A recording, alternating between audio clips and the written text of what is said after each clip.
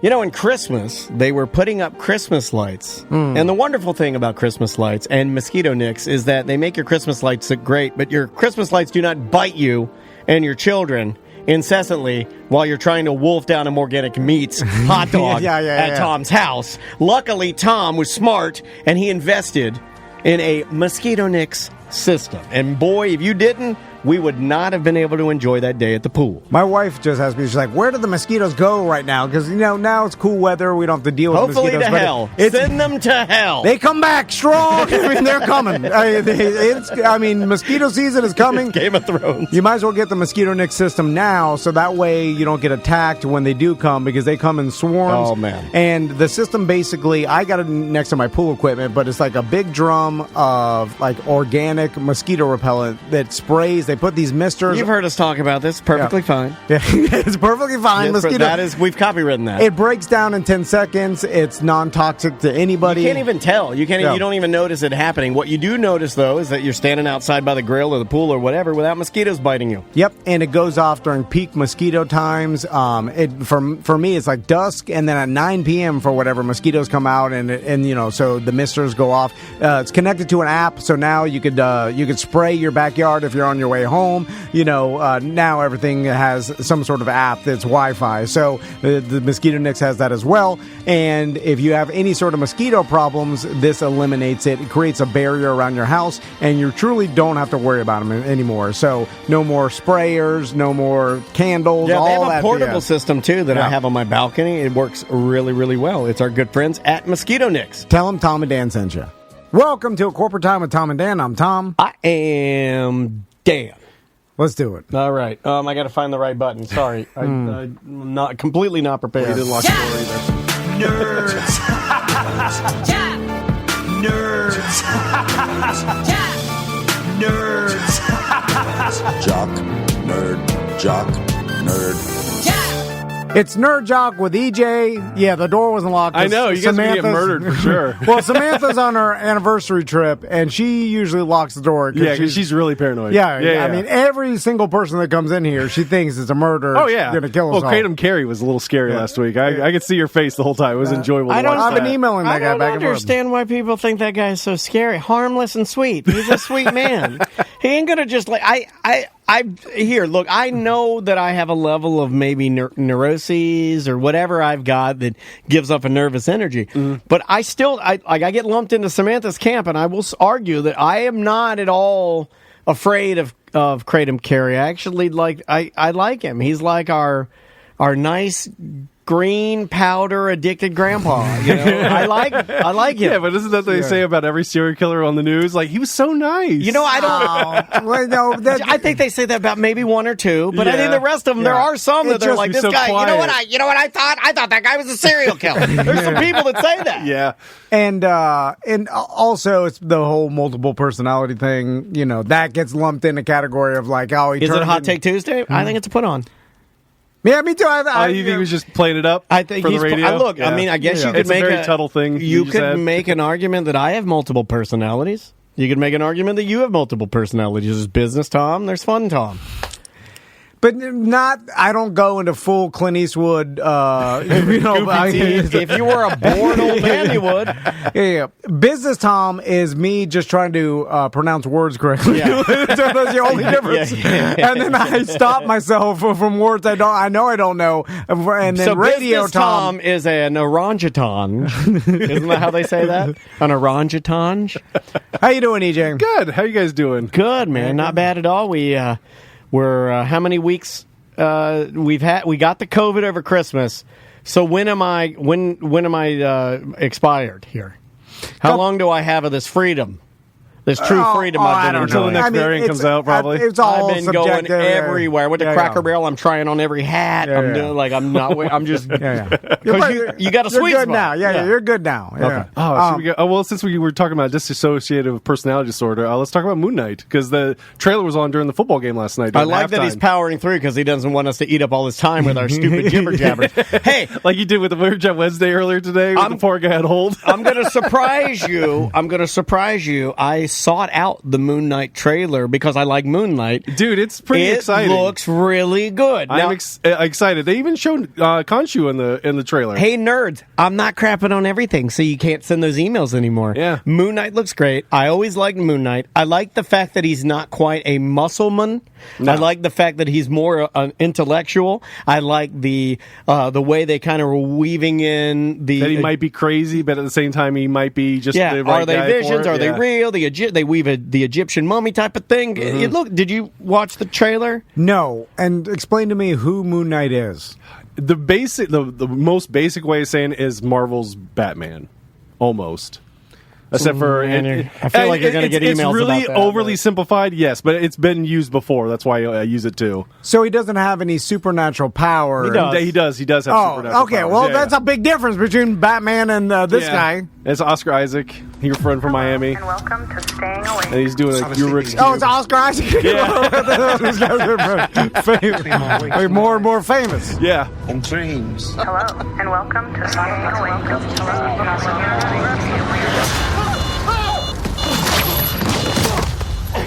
He seems like he's a sleepwalker, so he has to tie himself to the bed.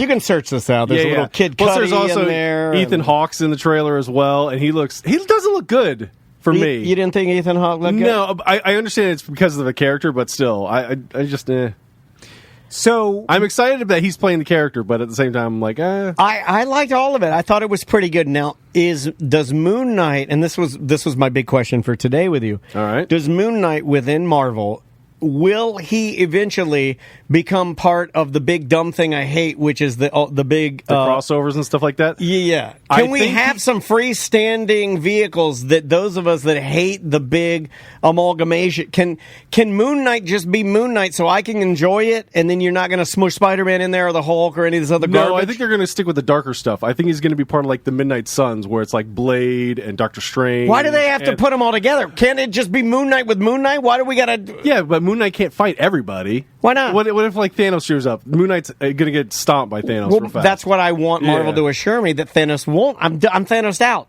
Well, yeah. Give me some freestanding original content that I haven't seen before without weaving it into these big tales. I feel like everything has to be like the Avengers. What was the big thing? The Snap and all that. I think everything has to be... No, it doesn't have to be everything. I think the problem they had with the Eternals is if they would have weaved some of the characters that were in previous movies into that movie, I think Eternals would have been a better movie. It's lower tier Marvel for sure.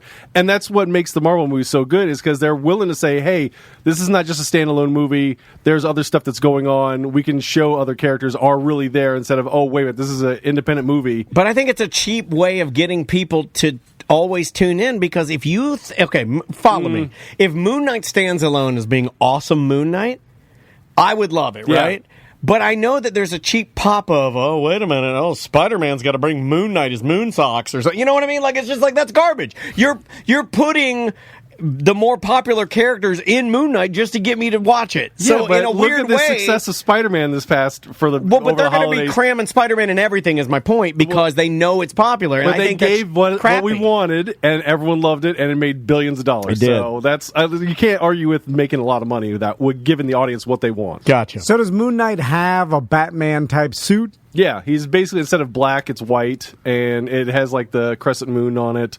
And I think he has like superhuman strength and durability. Like, one of his fighting styles is basically to take hits, and that's why like Taskmaster didn't want to like emulate him, because you take hits, and it's not a good fighting style to have. Kind of like Wolverine or Deadpool. So basically, like the bad guys just I didn't beat know him that up was a into- fighting style. I thought that was just me being a small man and I'd get punched a lot. I didn't know that's my style. I'm Moon Knight style. I don't know. Yeah. Is he a billionaire? Does he have cool gadgets? No. No. He's a mercenary. Like Mark Spector is one of his aliases, and he's been like a taxi driver. He has. Oh God, I'm going to make sure I get this right. Taxi driver. Yeah.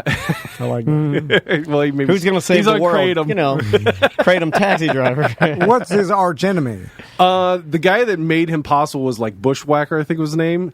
was. I'm going to get this wrong. I know I am. Here comes the emails. I believe. it's too hurry to type in. So it's two lumpy. It's two lumpy Australians. Oh yeah, they're Oh yeah, The licking your head. bushwhackers. What were their names? The bushwhackers. Bushwhackers, They yeah. had names. They had funny names. It was like God. Pudge and Chauncey. They were fun to watch, but they were all missing teeth and stuff like Ghost that. knows. Ghost in our chat room. The bushwhackers had there was Jocko and then like what were the names of the bushwhackers? Oh, I just remember they used to I lick remember kids' heads. I'm like, oh, that's so I unsanitary. liked the bushwhackers. I think I liked the bushwhackers until I got some like, meth head wrestler little licking my kids- son's head. I was so mad. Little kids love the bushwhackers, but then as you grow and you become a punk teen, you realize that they're just fat old men. Yeah. You know what I mean? Like, Yeah, as yeah. a kid, you're like, I love the bushwhackers. They're crazy. They have the camo on, and they're doing the crazy dance, and they're licking heads, and they're crazy Australian. As you get older, you're like, they're just fat construction workers. Oh, no, You're they're like, I definitely get it. carnies for sure. I get it. It was Luke They're and fat Butch. Australian carnies, and also imagine trying to get away with licking kids' heads in the audience, Yeah. even beyond COVID, before COVID. Just they're like, hey, my gimmick is going to be I lick little kids' heads. Do you want the fun fact? No. I knew Ghost. No, Carney, no. I knew Ghost would come correct. Ghost of Newt Bull in our Twitch chat room. Twitch.tv/Tom and Dan Live. If you want to watch any of this, he says, fun fact, they were originally called the Sheep Herders on the Independents and were known for violent deathmatch style wrestling. I believe that. Oh, I can believe that. Barbed wire matches and then stuff you, like you that, tone yeah. it down and you make all the money with the WWF yeah. at the time. What else we got, EJ? for let's nerd? talk about. Well, speaking of Spider-Man, remember how Andrew Garfield? Well, we could spoil this now because it's been 3 weeks and everyone knows about it now. Andrew Garfield and Tobey Maguire were both in the new Spider-Man movie. I think everybody and they sort had of they had to knew hide it. I saw until the release. meme. Yeah, and also old Mo Three Stooges haircut. The fat guy with glasses who played Dr. Octopus? No, Yeah. that was in the trailer, so we knew that was coming. Right, All the bad guys were in the trailer. But I basically. assume, look, I'm not an idiot. If you got that guy, Molina, whatever that guy is, old Alfred Molina, he was in the first Raiders of the Lost Ark if movie you got as well. him in there, I'm like, oh yeah, well they got everybody else. You know what I mean? Like, I'm why is everybody acting like this was some sort of secret? It was they like, yeah, kept they it a got this secret. guy, they got everybody. Well, speaking of which, Andrew Garfield had to lie to Emma Stone that he wasn't in it the whole time because she kept on asking him. I don't believe that. Oh, I don't you don't believe think anything that's that a they story say. now? She knew he was in it. Yeah. Okay, you mean to tell me that Is it like the Logan Paul with the Pokemon cards? Okay, you mean to tell me that in your universe, if Dave Chappelle is getting the Mark Twain Award, and let's say Kevin Hart, he ain't going to tell Kevin Hart. Of course, he's going to tell Kevin Hart about it. Yeah. But they're just going to present it like... Yeah, it's one of and those then she's just going to keep her mouth shut. So it's kind of like the Logan Paul, where I think that the Pokemon card and when they were the GI Joes inside of it were fake. Yeah, there's And no they way- paid- No, that's had radio, any- that, Oh, yeah. it's definitely, yeah. Because they didn't. He didn't say like, "Hey, this guy stole from." I mean, Yeah. $3.5 million is Yeah, 3.5 million huge of Pokemon crime. cards, yeah. You know, like, Oh, I didn't know when I sold it to you. Yeah, come on. and did he even say who sold it to? He didn't, right? No. No. Oh, I think the it's lack like of 3.5 information is baffling. Well, Yeah. because it's fake. It's, Okay. It's definitely fake. I Okay. don't want to waste your time. No, All right, great. Power through. Well, we talk about Scream was the one number one at the box office. It was the one that beat Spider-Man this week, and I haven't seen it yet. Have you guys had a chance? I go want to, it to yet? see it. I kind of want to see it because I used to Me love too. the original. I remember the first girlfriend I had, Alicia. She took me to that movie, and it was great. Alicia Keys? No, not Alicia Keys. Oh, that'd my be great. God. Here's a hot take. I will Hot never. without makeup. Alicia Keys. I will never go to the movie theaters again. That's it. Really? Yeah. Oh, wait a minute. You said that before I said that. That's crazy. Now it has nothing to do with going to the movie theaters because I don't care. But it has a lot to do with me saying they were going to die right after COVID, and I'm still convinced that it's going to happen. So I'm going to start one you're minute gonna at a try to kill time, it? and I'm never going to go because honestly, the experience is not good enough to draw me to go out of my house. You see what I'm saying? Like, What? My sons don't give a damn that much, so it's like there's no movie that I can't wait 2 weeks now or whatever, or even is not out at the Yeah, same it's like time. 2 months now. I just don't care. You're right. About the movie theater You're experience right. enough to draw me to there. You're right. The big screen is very little better than my actual sitting at home. It's micro nostalgia.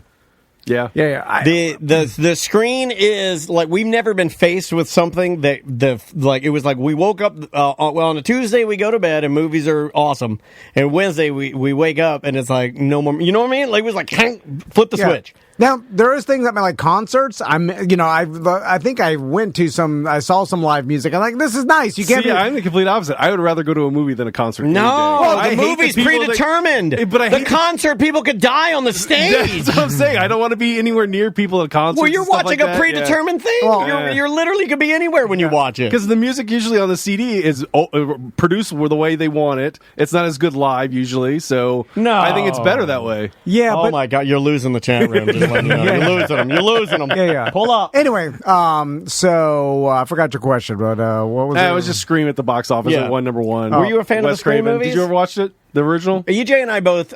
I loved them. Scream? Yeah, Scream. That's out. Yeah. Why? This is the first one. It's a reboot. Yeah. Well, not really really Courtney Cox and David Arquette. No, I know. They're in it. They're in this one. They're in it. Like, I think this is neat. But it's weird that they chose January for it to come out. Why not just October? Why didn't they do it during? I thought it was I thought it got moved back because of COVID. That's what I assumed. I just used my big assume button. And they found a good area where it might be the number one at the box office. That's they what I picked thought. right. Like the end of January. Okay, they're in between the two Marvel movies. So let's put it there. Why fight it out in October if you can push it back and get a nice weekend? Let's not put it in July because we'll get killed by the big box office movies. They're tentpole movies. So the reboot of Scream, is it basically they still have some of the? They have the Arquette guy and they have Courtney Cox and Courtney. What's her name? We could take a moment Sydney. here to, I think, applaud Courtney Cox and David Arquette for the way that they have handled their divorce with children and can still work together. Yeah. Name people that can do that. Yeah, that's. I am too immature. I was going to say mature, but that would have been a lie. I am too immature to do. I could never do that. That's I could rough. never I guess do that. He seems you do it for your kids, though. I could see you doing that, though. Doing it for what I do for my kids only goes so far. I can't even believe you. He's like, I'm joking. You're right. I guess, I mean, since it's number one in the box office, people wanted to go see it. But it's like, did anybody request, I want a new Scream with the reboot? Like, I guess they did. I would have wanted a reboot, eventually. I thought those movies, aside from like when they got to like 3 or 4. 3 was the one where it was different. Yeah, I just feel like 1 and 2 were really good. 1 and 2 were really good. Yeah. And at that age, I remember seeing them and thinking, man, this is good. Like, this is scary stuff. But it's almost become a spoof on itself or a caricature of itself, and the fact that and I think that's why people but that like was it. what it was. It was a meta version of. She was aware of all the tropes of horror movies. Yeah, and that was the reason why she kind of survived. And that's why Jamie Kennedy was like, you don't say you're going to have sex. You don't. It was a tip of the hat. No, the right back of the 80s movie. Yeah, very good. But I'm talking about the actual the villain, the guy in the guy in the mask. They changed it every movie, so. Okay, it was different every time. This is from Ghost. I know you respect him. He is a respectable person. I do not. He says, my wife and her entire ilk of friends are planning a night to go see the new Scream this weekend. There are 13 of them going. There is a demand for it, Tom. Yeah. He's speaking directly to you. I knew a lot of people that went and saw it this weekend. I did too. I guess it came out when we were teenagers, around our age, right? Yeah, well, I think it came in 97. It came out when I had I think I was buying my third home. Yeah. All right, cool. What else? Last one I have for Nerd is, have you seen this new Will Arnett vehicle that he's doing for Netflix? It's called Murderville. And it's based off like a BBC show where each week there's a new guest star, and it's like a crime procedural, and it's improvised but also partly scripted. And they're gonna like solve a murder, and like one of the guest stars is Marshawn Lynch. I'll watch that. I'll watch that. I'm excited about I'm that. a fan of his. Any commercial he's in, I'll stop and watch it. Like, any commercial he's in, I'll watch it. The new Subway with Marshawn Lynch. Or the Uber Eats or I'll whatever watch he's them all. in. Yeah. He's likable. Well, the other ones are like Dr. Ken Jeong, Kamal Nanjiani, Sharon Stone. The Ken Jeong one will be annoying as hell. My God. Some people have told me I'm Orlando's Kim Jong, and I want to kill myself when I hear that means you're in everything, and you're going to be No, it just means you're the most annoying Asian person in Orlando is what it means. You're gonna pop out of a trunk naked. Oh my god! Well, that's the best thing he's ever done.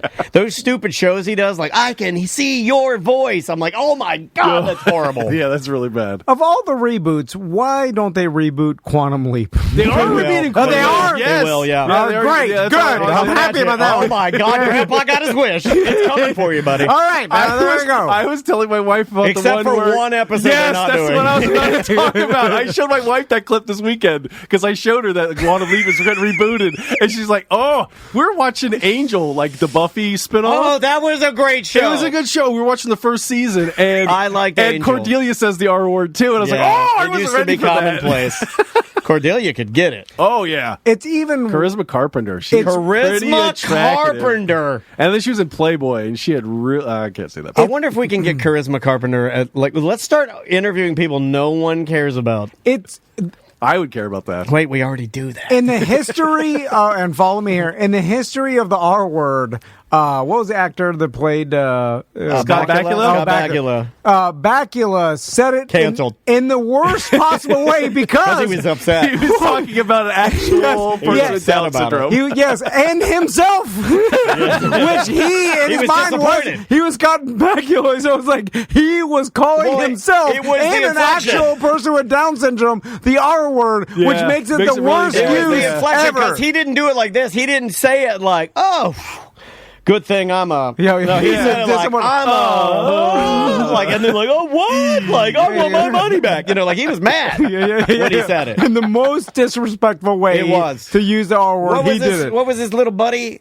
The Squiggy was the name of the machine, but what no, was his buddy, the guy, his guide. the one that always popped through the white You door? should know this. Yeah. This is your dumb Quantum Leap show. I Well, he know. liked MacGyver too. He always remembers the flamethrower and the ants one. Oh yeah, MacGyver. I saw on Facebook. He's all fat with glasses. I saw that, and then I rewatched it when he was young, and I was like, "Oh my god, people at humans' age, leave him alone." But then I laughed. The 10-year challenge is And I really was like, bad. Yeah, dude. look how fat he is. I like that. I do it, but I'm like, leave him alone. Humans' age. I like that they had a 45-year-old. He's like Scott Bakula was like my age, and he Yeah. squeezed himself in a tiny red shorts and a tiny shirt, like he's standing in that mirror. Oh my god! So funny. Oh, okay, we're gonna go to sports now for sure.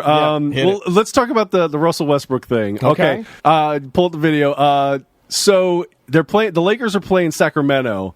And the NBA has told them they can't do this anymore, and it is one of the meanest things, but at the funniest time. Why is it mean? Because okay, he shot 2 for 14 for that night, and he became the cold as ice player of the game for Sacramento. And NBA says you can't do this anymore; it's too much bullying. And every time he misses a shot, they play foreigners cold as ice. What made that possession so good for them offensively? Cold as ice. So the DJ just has a button for that little clip. So every time he misses a shot, I'll turn it up. With a deep three ball, Len with the rebound. Oh, that one said, "You're willing to sacrifice." Yeah, that was a good one. They said they can't do this. they can't do this. Wait, here it is. Here it is. What? Finishes the possession Miss. with a defensive rebound. That's the guy you want shooting. That's a good one. It's cold as ice. Oh, here's another one. Howard with another offensive board. You can barely hear that You can one. hear the hell of it, yeah. Here's a Hold good on. one. This one's really good. I think this one because I was like, oh, what are they doing right here? Watch. Pushes tempo. Great things happen. If you run with him, That's a good one. That's a good one. I just thought you guys were going to kick out of that because it made me laugh a lot. I disagree. You should be allowed to do that. For the eternity of me going to Magic games, half the fun of a little kid of being at Yeah. the game with my dad It's was part of- seeing it's what sports the DJ entertainment. would do to Mesmer people. Oh yeah. That's And that- part of the game. I understand playing some loud ass foghorn right when you're going to take a a shot or Yeah. you're at the free throw line and you're like ah! You know what I'm saying? Like that's you're interfering with it. But Oh, is this that Hot Take Tuesday? I think basketball players are whinier than soccer players. Ooh, that's a toss up. They go like Yeah. name the last time that a soccer players walked into the crowd and yelled at a fan for saying "F you." Isaiah Thomas did that. Oh yeah. Remember, Oh, he walked into the crowd because he was taking a free throw, and I think it was like free Frosty night or something, and they wanted him to miss it, so they got the Frosty, and then they said "F you" to him, and he stopped and walked over and yelled at the fan. Oh, man. Oh, That's yeah. not no. See, I had another story I was going to pull. That was a soccer player got hit by a missile. Did you see that from Like a Europe? Scud missile? No. They it was a big metal rod, and they and threw it from the stands, and it hit him in the head. And then the next don't day, do that. and Don't do that. so they played the rest of the game with no fans in the stands. And then when they won, the guys pretended like they got hit by rods. The teams that beat the other team. It was bad. It was mean. I didn't know enough about the story. That's why I was like, okay, I'm not going to pull that up because then you're asking me too many questions. But it was pretty crazy. So going back to this now, where does the NBA says you can't play like clips or basically while the play is at hand. So you got to wait till after the play to play these clips. So in other words. Because there's still. So wait a minute. Then why have the crowd there? They might get distracted. Yeah. Come on. I know. I believe it's stupid. Yeah. Well, can't the whole crowd just chant your call? Yeah, they should. They should. You know what? You'd be a good general manager. You'd be a good. That's all I want to do. Can you imagine? He's the GM of the Sacramento Kings. God. He's in there. He's like, we're all going to sing it. Well, they're hiring a bunch of GMs in the NFL now, right? No. I would just get on the mic and then be like, everybody say your calls. They're not letting me do it anymore. Because you can't stop the they crowd, took away right? my fun, yeah. You know what? You would make an excellent GM because you would say to and you know what this is what the crowd will do, right? Oh yeah, for sure they'll do it for sure. You would naturally be a good GM because you're building common enemy, right? Everybody be into it. They'd be like, well, you don't want us playing Cold as Ice? Guess what? Next time you're here, we're all going to sing it. It's going to be louder than anything we could ever play. And you can't tell us not to do it because we're going to do it anyway. You're building camaraderie. People would want it. You have T-shirts that say "We sing Cold as Ice." It would work. I'm telling you. You know what? The most confusing thing a sports audience does, and it gets me every time, is when some player's last name has like a ooh, like they used to do this. Like Moises Coop, Alou, or from the from the Marlins or whatever, like or Cooper, yeah, because when Amari Cooper would catch passes for Dallas every single time, I'm like, why are they booing him? And then I'm like, oh, they're saying Cooper. It's his name, and then they have to, and then even the broadcasters are like, they're saying Cooper. Yeah. They have to explain it because be careful with that. I'm just it's confusing every time. Stop doing it. As a kid, it's not even fun. As a kid, you go to the Magic game and they're like, and at forward, Joe Wolf, and they play like, and then the whole crowd would go, as a little kid, you'd the worst player in the world, but he had a cool name. Yeah. It's all part of it. Why don't take it away? You know, they outlawed some other stuff that I don't know if we ever talked about this. Pinwheel for the Pacers. Remember they had the MLS. When we were working with MLS, when they would kick, when they would do like a kickoff or what were they doing? It would be like, "You suck." What would they yell? Oh, they yell to the. It'd be when you had a keeper kick the ball out, they'd yell, "You suck!" Right? And yes. then, and then MLS would be like, "You can't do that." Was Jeff Howell doing this? Was he singing "Brown Eyed Girl"? It was similar to that. But you can't stop them. There's no stopping them. No. I was talking about when they painted. Remember the story about they painted the opposing players or team's locker room pink. Yeah. Because there was some sort of weird psychology where that color somehow makes you perform less aggressive, softens you up a little bit. Yeah. And there's actually like some science behind it, loose, you know what I'm saying? And they outlawed it, and you're like, you can't do that, and which sucks because I like that, you know. I put poison in their Gatorade jug. There's science behind that too. You just kill them because you know science. what? In a day and age where home field advantage is getting less and less because wait till you're in VR. You bring your home to the away. Yeah. Well, home players are playing in home. Away players are playing in away. Always. Well, it's like travel has become better and more efficient, and these teams have more money, and the hotels are better, and so it's like everything's better. So like the traveling doesn't make that much of a difference like you used to, and like they try to make all the fields and all the stadiums uniform, so it's like they're all at the same quality. Like the only in the NFL, the only field that is seems to be like drastically different than everybody else is Green Bay,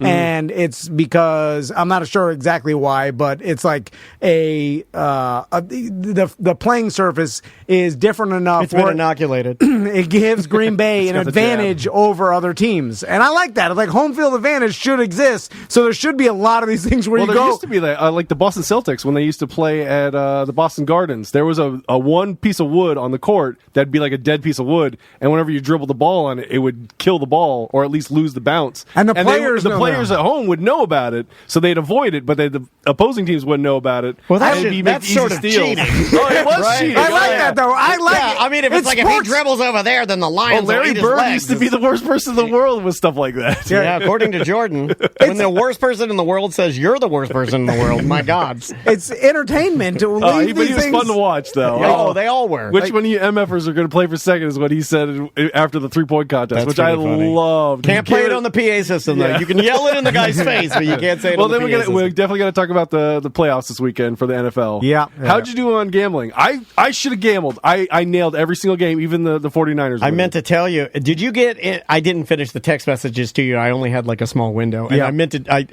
I had a window to do this, and by the time I had to make the decisions, it wouldn't have gotten to you. Madden is now doing betting. When you win games, you get these little tickets, and then you take the ticket, and then you bet to see. It's just a pick 'em, but Yeah. you pick who's going to win. So I'm like, I had all these tickets for all these different teams, and I'm like, I don't know what to do. So I was having to do research as fast as I can to go like, okay, I got 3 Tampa tickets. I got to lay those out there. I got to take my Eagles tickets and make those Tampa tickets because the Eagles are not going to win. They're not going to win that and game. I was trying to like do all these different things. It was NFC hard. East is horrible. How did you do? You know, broke even. poorly because I like betting underdogs. Oh, man. You know, although I did win the Rams game, I had the Bucks and the Chiefs in a parlay. Although Rams look good. I talked myself into taking the Arizona Steelers looked plus bad, though. 13 and the under. Which at the beginning of the game, I was like, "Oh, it's happening!" Because like after the Steelers got that interception, I was like, you know, the first half was, I'm like, my under's gonna, you know. And I then, almost texted Matt Cabin Boy Matt. I almost texted him, but I didn't want to jinx it. He had the Steelers money line because he talked himself into it too. Oh, why would you do that? Did you see that? Just in odds. I mean, He must have been going crazy when Watts. Kansas City had an announcement that they couldn't shoot any more fireworks for the touchdown because they scored so many touchdowns against Pittsburgh. Oh my God, that's awesome! That was on the jumbotron To be able to say like, that's sorry, pretty awesome. we can't shoot fireworks for the next touchdown because we're. Oh, so you're allowed to put that up on the screen and let the players read that, but for God's sake, don't play. You're as cold as ice by Foreigner. This is NFL compared to NBA, so I'll say it now because this line's not going to exist, and it doesn't really exist in a lot of books from friends I talked to. But I take the Rams plus 3. It still is up at Bovada and maybe some other books. But I really like the Rams against the Bucks coming up, just because the Tampa Bay's O-line is banged up. yeah, they're really hurt. That's the only thing that's positive. Yeah, The last time the Rams beat the Bucks, the Rams didn't have Von Miller, and then Did they have OBJ then?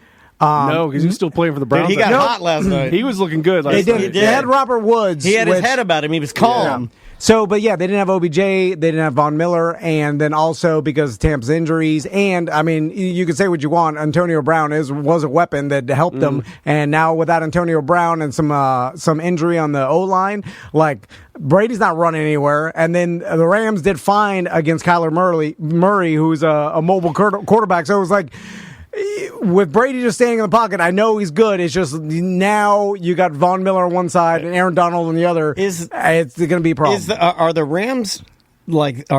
Is their starting defense sizable, bigger than most, or is Kyler Aaron Murray? Donald, or that's all you did need. Kyler Murray's like 5'8". I haven't he's watched, tiny. but I haven't watched much Cardinal football. I know Kyle. I've seen play highlights, well and I know against he's bad great. teams. Yeah, I know he's supposedly a great quarterback. But watching him yesterday, because I haven't given the Cardinals much time, and I'm like, ooh. Well, they didn't even win the division. The Rams won that division, so the that's Rams won why. it. Because they looked good at the beginning of the season when everyone was kind of crappy, and that shows they're good against bad teams. And that's why I wasn't surprised that Arizona got stomped. 21-0 at halftime. Yeah, the games, these wild card games, weren't that competitive at all. And then you had all the controversy with the Bengals. The Bengals game where the invert whistle, where they should have stopped the play. Yeah. Which I don't agree. I think they should have let the play played out. Because then you can say, well, someone in the stands just blow a whistle every single time.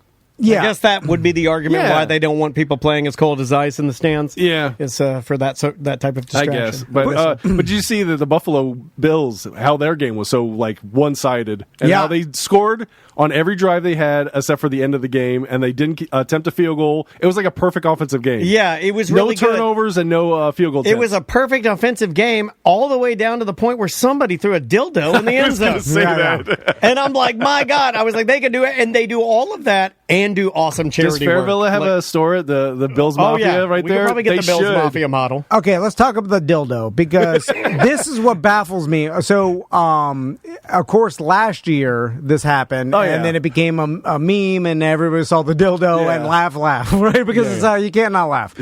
So, and then that happens again this year. What I'm super surprised about is that Same dildo. they're not. They got it back. Is that only one person's doing it? You would think because of the popularity of it last It'd be year. like Tampa Bay Squids. You think you like a hat trick in hockey where everyone throws their hats on the court? Because so you're telling me only one guy was able to smuggle one in and then made an agreement with it, or just one person did it and not a bunch of, because you think you want to be the dildo guy, right? You want to tell all your friends like I did that. So like one, I saw him in the Capitol. I'm the dildo guy. you would think there would That's be where he was on January 6th. 50 dildos thrown onto the field, and then they'd be constantly cleaning them up, and there'd be a mandate. Like I only saw two, the dildo and Josh Allen. It's weird that just one happened after the popularity of last. That's all I'm saying. I'm telling you, same guy. Yeah, but you think others would just no copy it? copycats, No, no. what? Dildo throwers are respectful, Tom. We live in a copycat world. No, we where- don't. No, some things are there'll still definitely sacred. be one next week for sure. Some things are still sacred, and in Buffalo, they have really respectful fans. They party hard, but they do a lot of charity work. Though. That's the only problem. So someone will probably try to sneak one in. I think the Bills are going to disassemble I think Bills are going to win that game. Yeah, I think the Bills look dominant. That's a hard one to bet on. But I think I would take the Cincinnati in the first half against Tennessee, though. I think the bye is going to slow them up a little bit, and then they're not used to having Derrick Henry in the offense, so he'll be a little rusty. that's another interesting game Rusty too, because you look at getting Derrick Henry back, which is a huge deal for Tennessee, really obviously. But bye, but then again, historically, running backs, even though he's a little bit different, is like don't matter that much. So it's like then it gets overinflated. We're like, oh, Derrick Henry's coming back. They're Supermen now. Like it's like that doesn't really guarantee you a win. It's like he's a good back.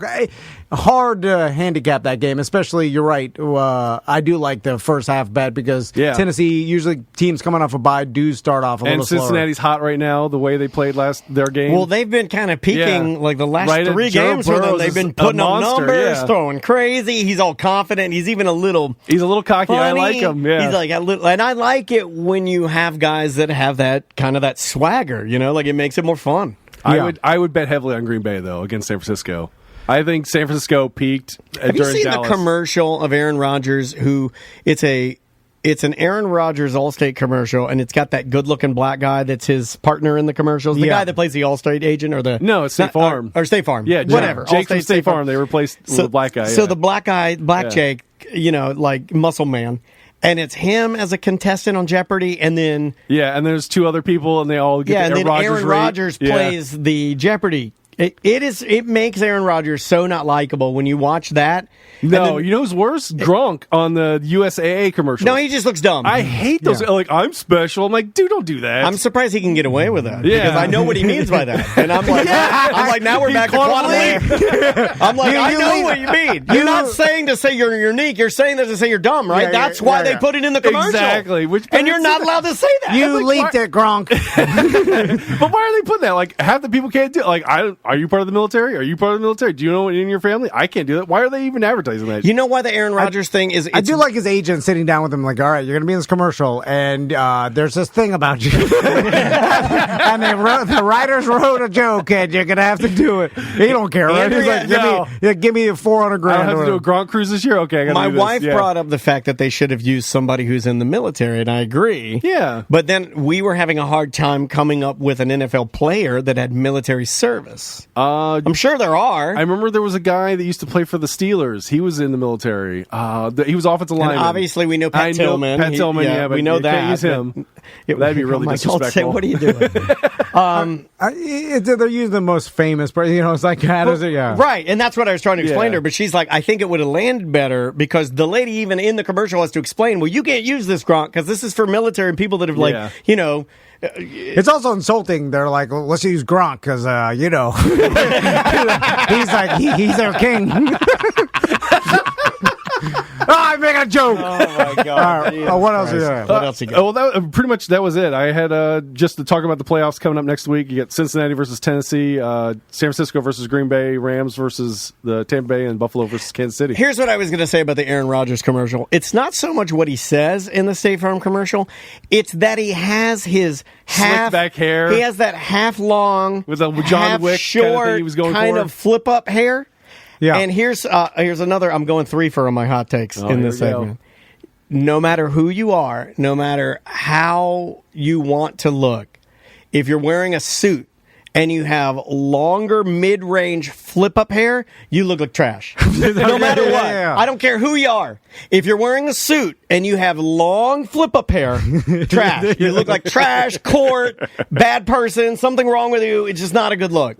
What's interesting is that Aaron Rodgers could definitely be in the Super Bowl this year, and he could definitely win the Super Bowl. If my pick is Green Bay, Tennessee. And if you do that, You've always said that, by the way.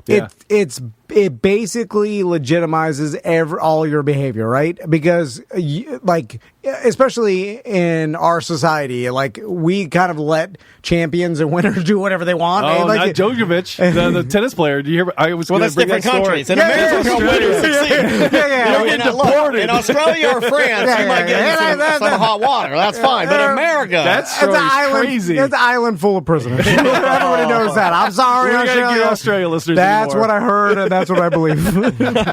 So I'm just saying, true self. But it's like core. All this S that Aaron Rodgers took for doing what he did at the beginning, whatever. He still talks about it when he goes on TV. Oh, he's talking about. He talks about the woke mob coming for him. You make it to the Super Bowl, you're just well, now I think you can do whatever you want, right? Now you can act however you want because you acted like a D-head and you won, and what do you do?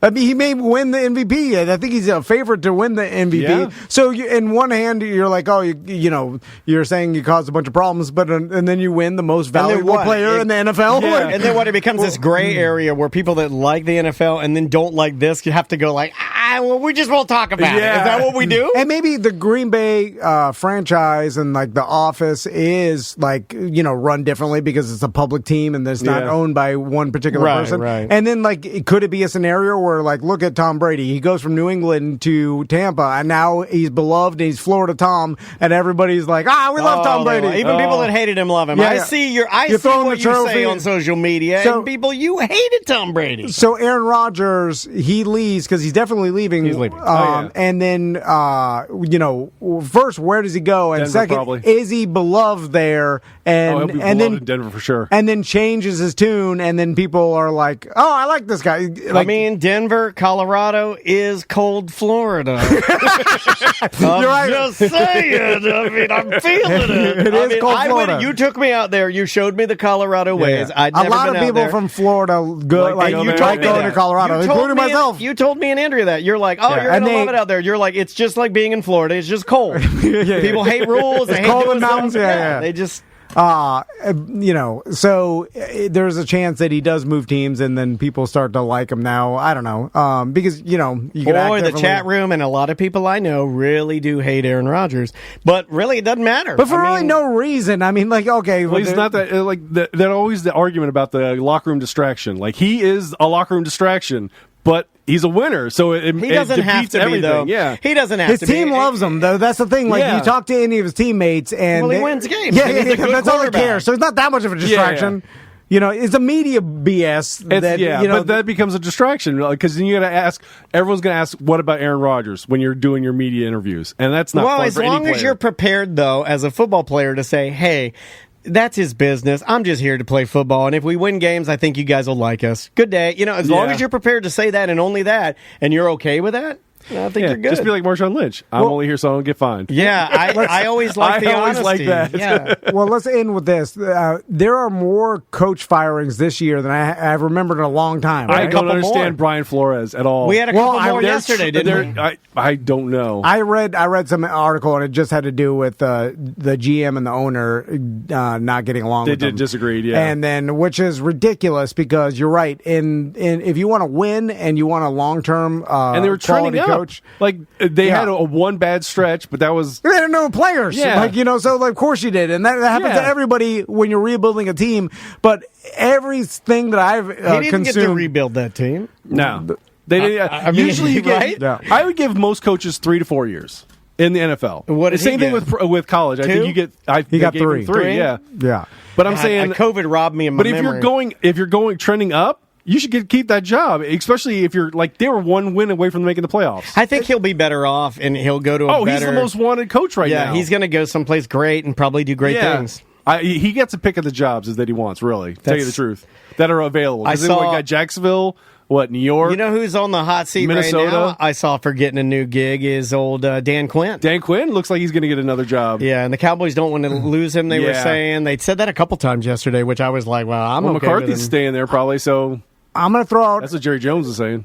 Well, speaking of that, The true coach. I have okay. This probably isn't going to ever happen. We got to get out of here. Okay, but Great job today. Thank you. Appreciate that. This would make sense, right? What if, because all the rumors is Jerry Jones wants to put in a dodo coach that he can control because he wants to make basically. I mean, so, that's what I would do if I wanted to control the team. Yeah, but they can't win that Puppet way. master, Because It's not about winning, Tom. It's about what I want to do. he wants to win a Super Bowl before he dies. That's what all the reports are. That Jerry Does Jones he, or does he want to be in control? Because you can't have both. Yeah. That's what I'm Like built saying. a stadium that went east to west with the sun coming right in everyone's eyes. If he fired Dodo McCarthy and brought in Brian Flores, because Brian Flores ain't going to listen to him because that's not the type of coach. No. That would be the only way Jerry Jones could prove That's to the some world. head-button action right there, buddy. Well, he'd have to give up that control and stuff. But if he wants to win, that would be the way to win. You just sit in your office and salt your McMuffins and let me win these games. Yeah, no, you're right. Because that is the I gossip. hate seeing him on the sidelines. It's eerie.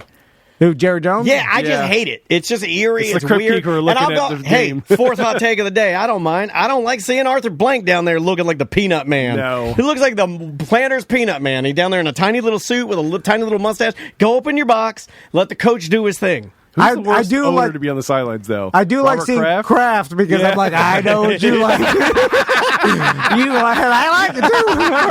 Kraft. That or the Well, I have Seattle things in Seahawks common with Robert Kraft. Yeah. All right. I know that. Well, EJ, thanks so much. You got anything to Good plug? job. My wife's MyCon is in March. I don't know exact date. Sam's usually We talked to her. She's a sweetheart. She's Yeah. great, right? She's way better She than you. they didn't re-up her for Disney, so she needs a job. If anyone needs a Oh, job, that's Was it how because you talked about oh, it? you guys got her fired. That's what I She thought. needs a new job. I thought about that the whole time Yeah. she was talking about this. I was like, you shouldn't be talking about it. Yeah. I'm like, EJ convinced you to do this, and now you're going to be fired. It's your fault. Yeah, it is your fault. It is your. You never I was do trying it. to help you guys. It's so you your gotta get her dream job job. now. No, not me. I don't have Don't a you need a sports sales segment. guy? My wife could be a sales guy. I'd rather just take voicemails and then have her keep her job. It doesn't help, we just do whatever. If you didn't came today, we'd be like, all right. I mean, here, I could have fixed It this. wouldn't have like, mattered. We don't have a weird job today. Okay, no big deal. There, it's fixed. Yeah, I just talked to Daniel. Would people like more anyway? Anyway, all right, bye-bye. All right, bye. Welcome back to A Corporate Time. Tuttle's on Zoom with us. What's going on, Tuttle? Hey, what's up, guys? How are you? Good, man. You look nice. You got the polo on. I can't help but notice it is a salmon polo, which is what Tom wore right around 2013, 2014, 15. You were all about the salmon polo. And that was when I was heavier, and for whatever reason, like salmon. Fat salmon. You're like a big fat salmon polo. Definitely not fat, though. No, you you're look good. You look good. In fact, the chat room said you look like you work at NASA. You have like a nerd haircut. The glasses are shiny and looking good. You look. Here, I gotta show off. See, Whoa! I'm getting a little, trying to get a little. I'm going for white trash, Brad Pitt, and Fight Club. No, okay, Yeah, all right. You know what you look like? You know what you look like right now? You look like the movie Falling Down origin story. Like it's an origin story when he was like a young falling down. That was an underrated movie, by the way. That Nazi army surplus story went into made me very uncomfortable. Yeah, at the time. that was an that whole movie for me. I remember getting done with that, and I was like, "Well, that wasn't lighthearted. That didn't." I remember getting out of it and feeling the same way I felt when I watched Natural Born Killers. Like some movies are just not meant to make you relax. Hey, did your mom or dad ever remember back in the day when you go to the movie theater and they wouldn't let you buy R-rated tickets, and they would let you in if your parents bought the tickets. I remember my mom bought me and Howard and Derek, my two friends, tickets to go see Natural Born Killers. She had no clue what the movie was about. My mom did the same thing. My mom bought me tickets to see Natural Born Killers because I know we're about the same, similar in age, and I'm a little older, but I know that my mom walked up there, bought the tickets for me and my buddy Dave, and we went in to watch it. Yeah, same thing. Athens? No, we were at It's already gone. We were at this little movie theater that had it was next to a Gators Dockside in the Victoria Square 6. Yeah, was, Victoria Square. 6, where the place was literally a teetering race war at all times. It was teetering race war at all times. There's always so many fights and so weird. But hustling Mexicans for pool. Oh yeah, or they were getting into fights with redneck white guys and then hitting each other with pool cues. And yelling at each other's cars. It was just it was not a good place. It's not a good place. It wasn't good. But we would go there. How have you guys been? Oh, we've been good. We've been good. That was a left turn. I felt like talking about Deland good old days. I was like, Daniel's trying to find a way to get out of this, and I thought I would just... Hey, man. Chill. Calm down, Tuttle. Yeah, easy. There's no agenda here, buddy. We're just chilling out talking to an old friend. So... I feel grateful for you guys having me on, and you were going to say you feel gifted. I'm a little touched. So, Tuttle, you recently moved your mom out of the hobo fish camp, right? Yep. So I got a lot of stuff. I still got to move the big 2 staghorns. You want to help me out, Tom?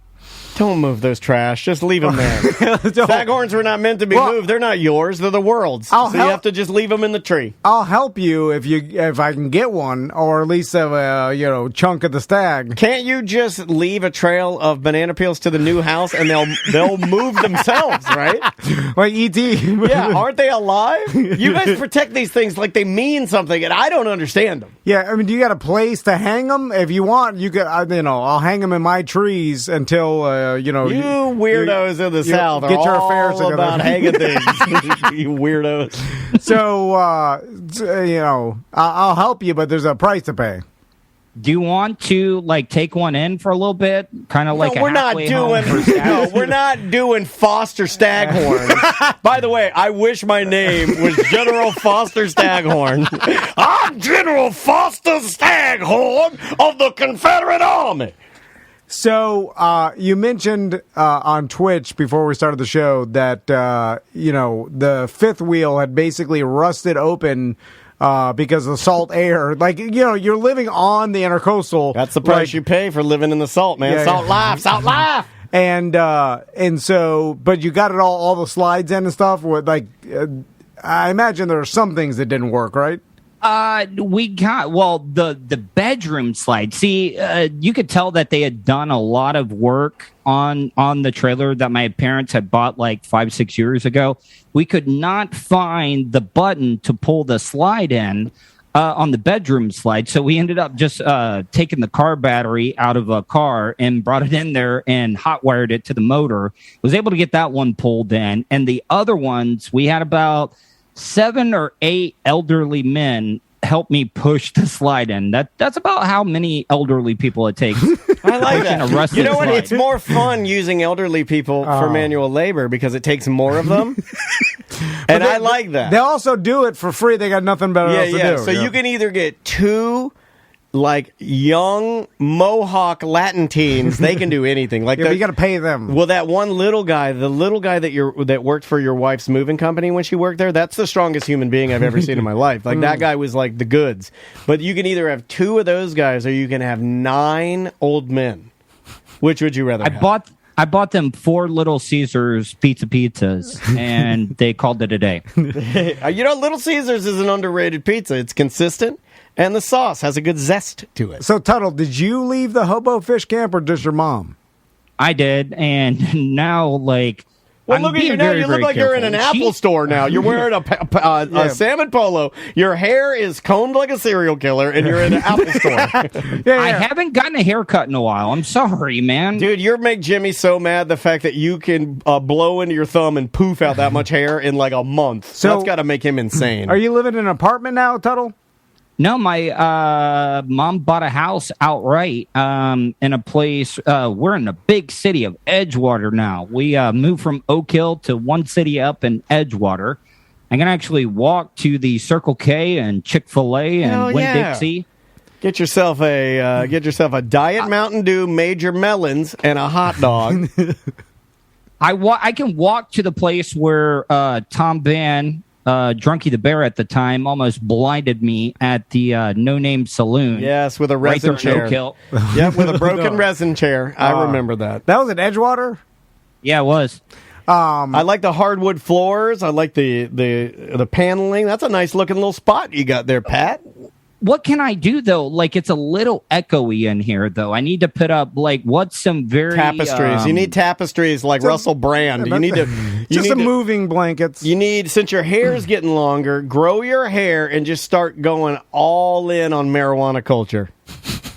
Just start hanging tapestries everywhere and have some of those little sticks burning in the background. That's called incense. You got some incense going. So Grateful Dead bears. Are you selling your mom's fifth wheel, or what are you going to do with that? Yeah, we are. I got to go over there and drain out the Blackwater tank because I had been kind of flushing it as much as I could. I would just fill it up with water. And the lift station behind was getting kind of stressed out because the water was coming out of the ground. Ew. I struck poop water shooting at some victuals like Uncle Jed. And then shooting at some victuals. Yeah, but I couldn't find the cap to when I disconnected the Blackwater tank, it left a trail of just the deepest, darkest poop all the way into where we parked it. So it was everybody was kind of mad at me about that one, that I left a poop trail. So, dude, this is what we get the Tom and Dan RV. Let's do it. This is it. This is our Airbnb. Can we buy the... Yeah. What are you looking for? Yeah, what do you want for the spot? We want what year is it? We need the whole unit and the land.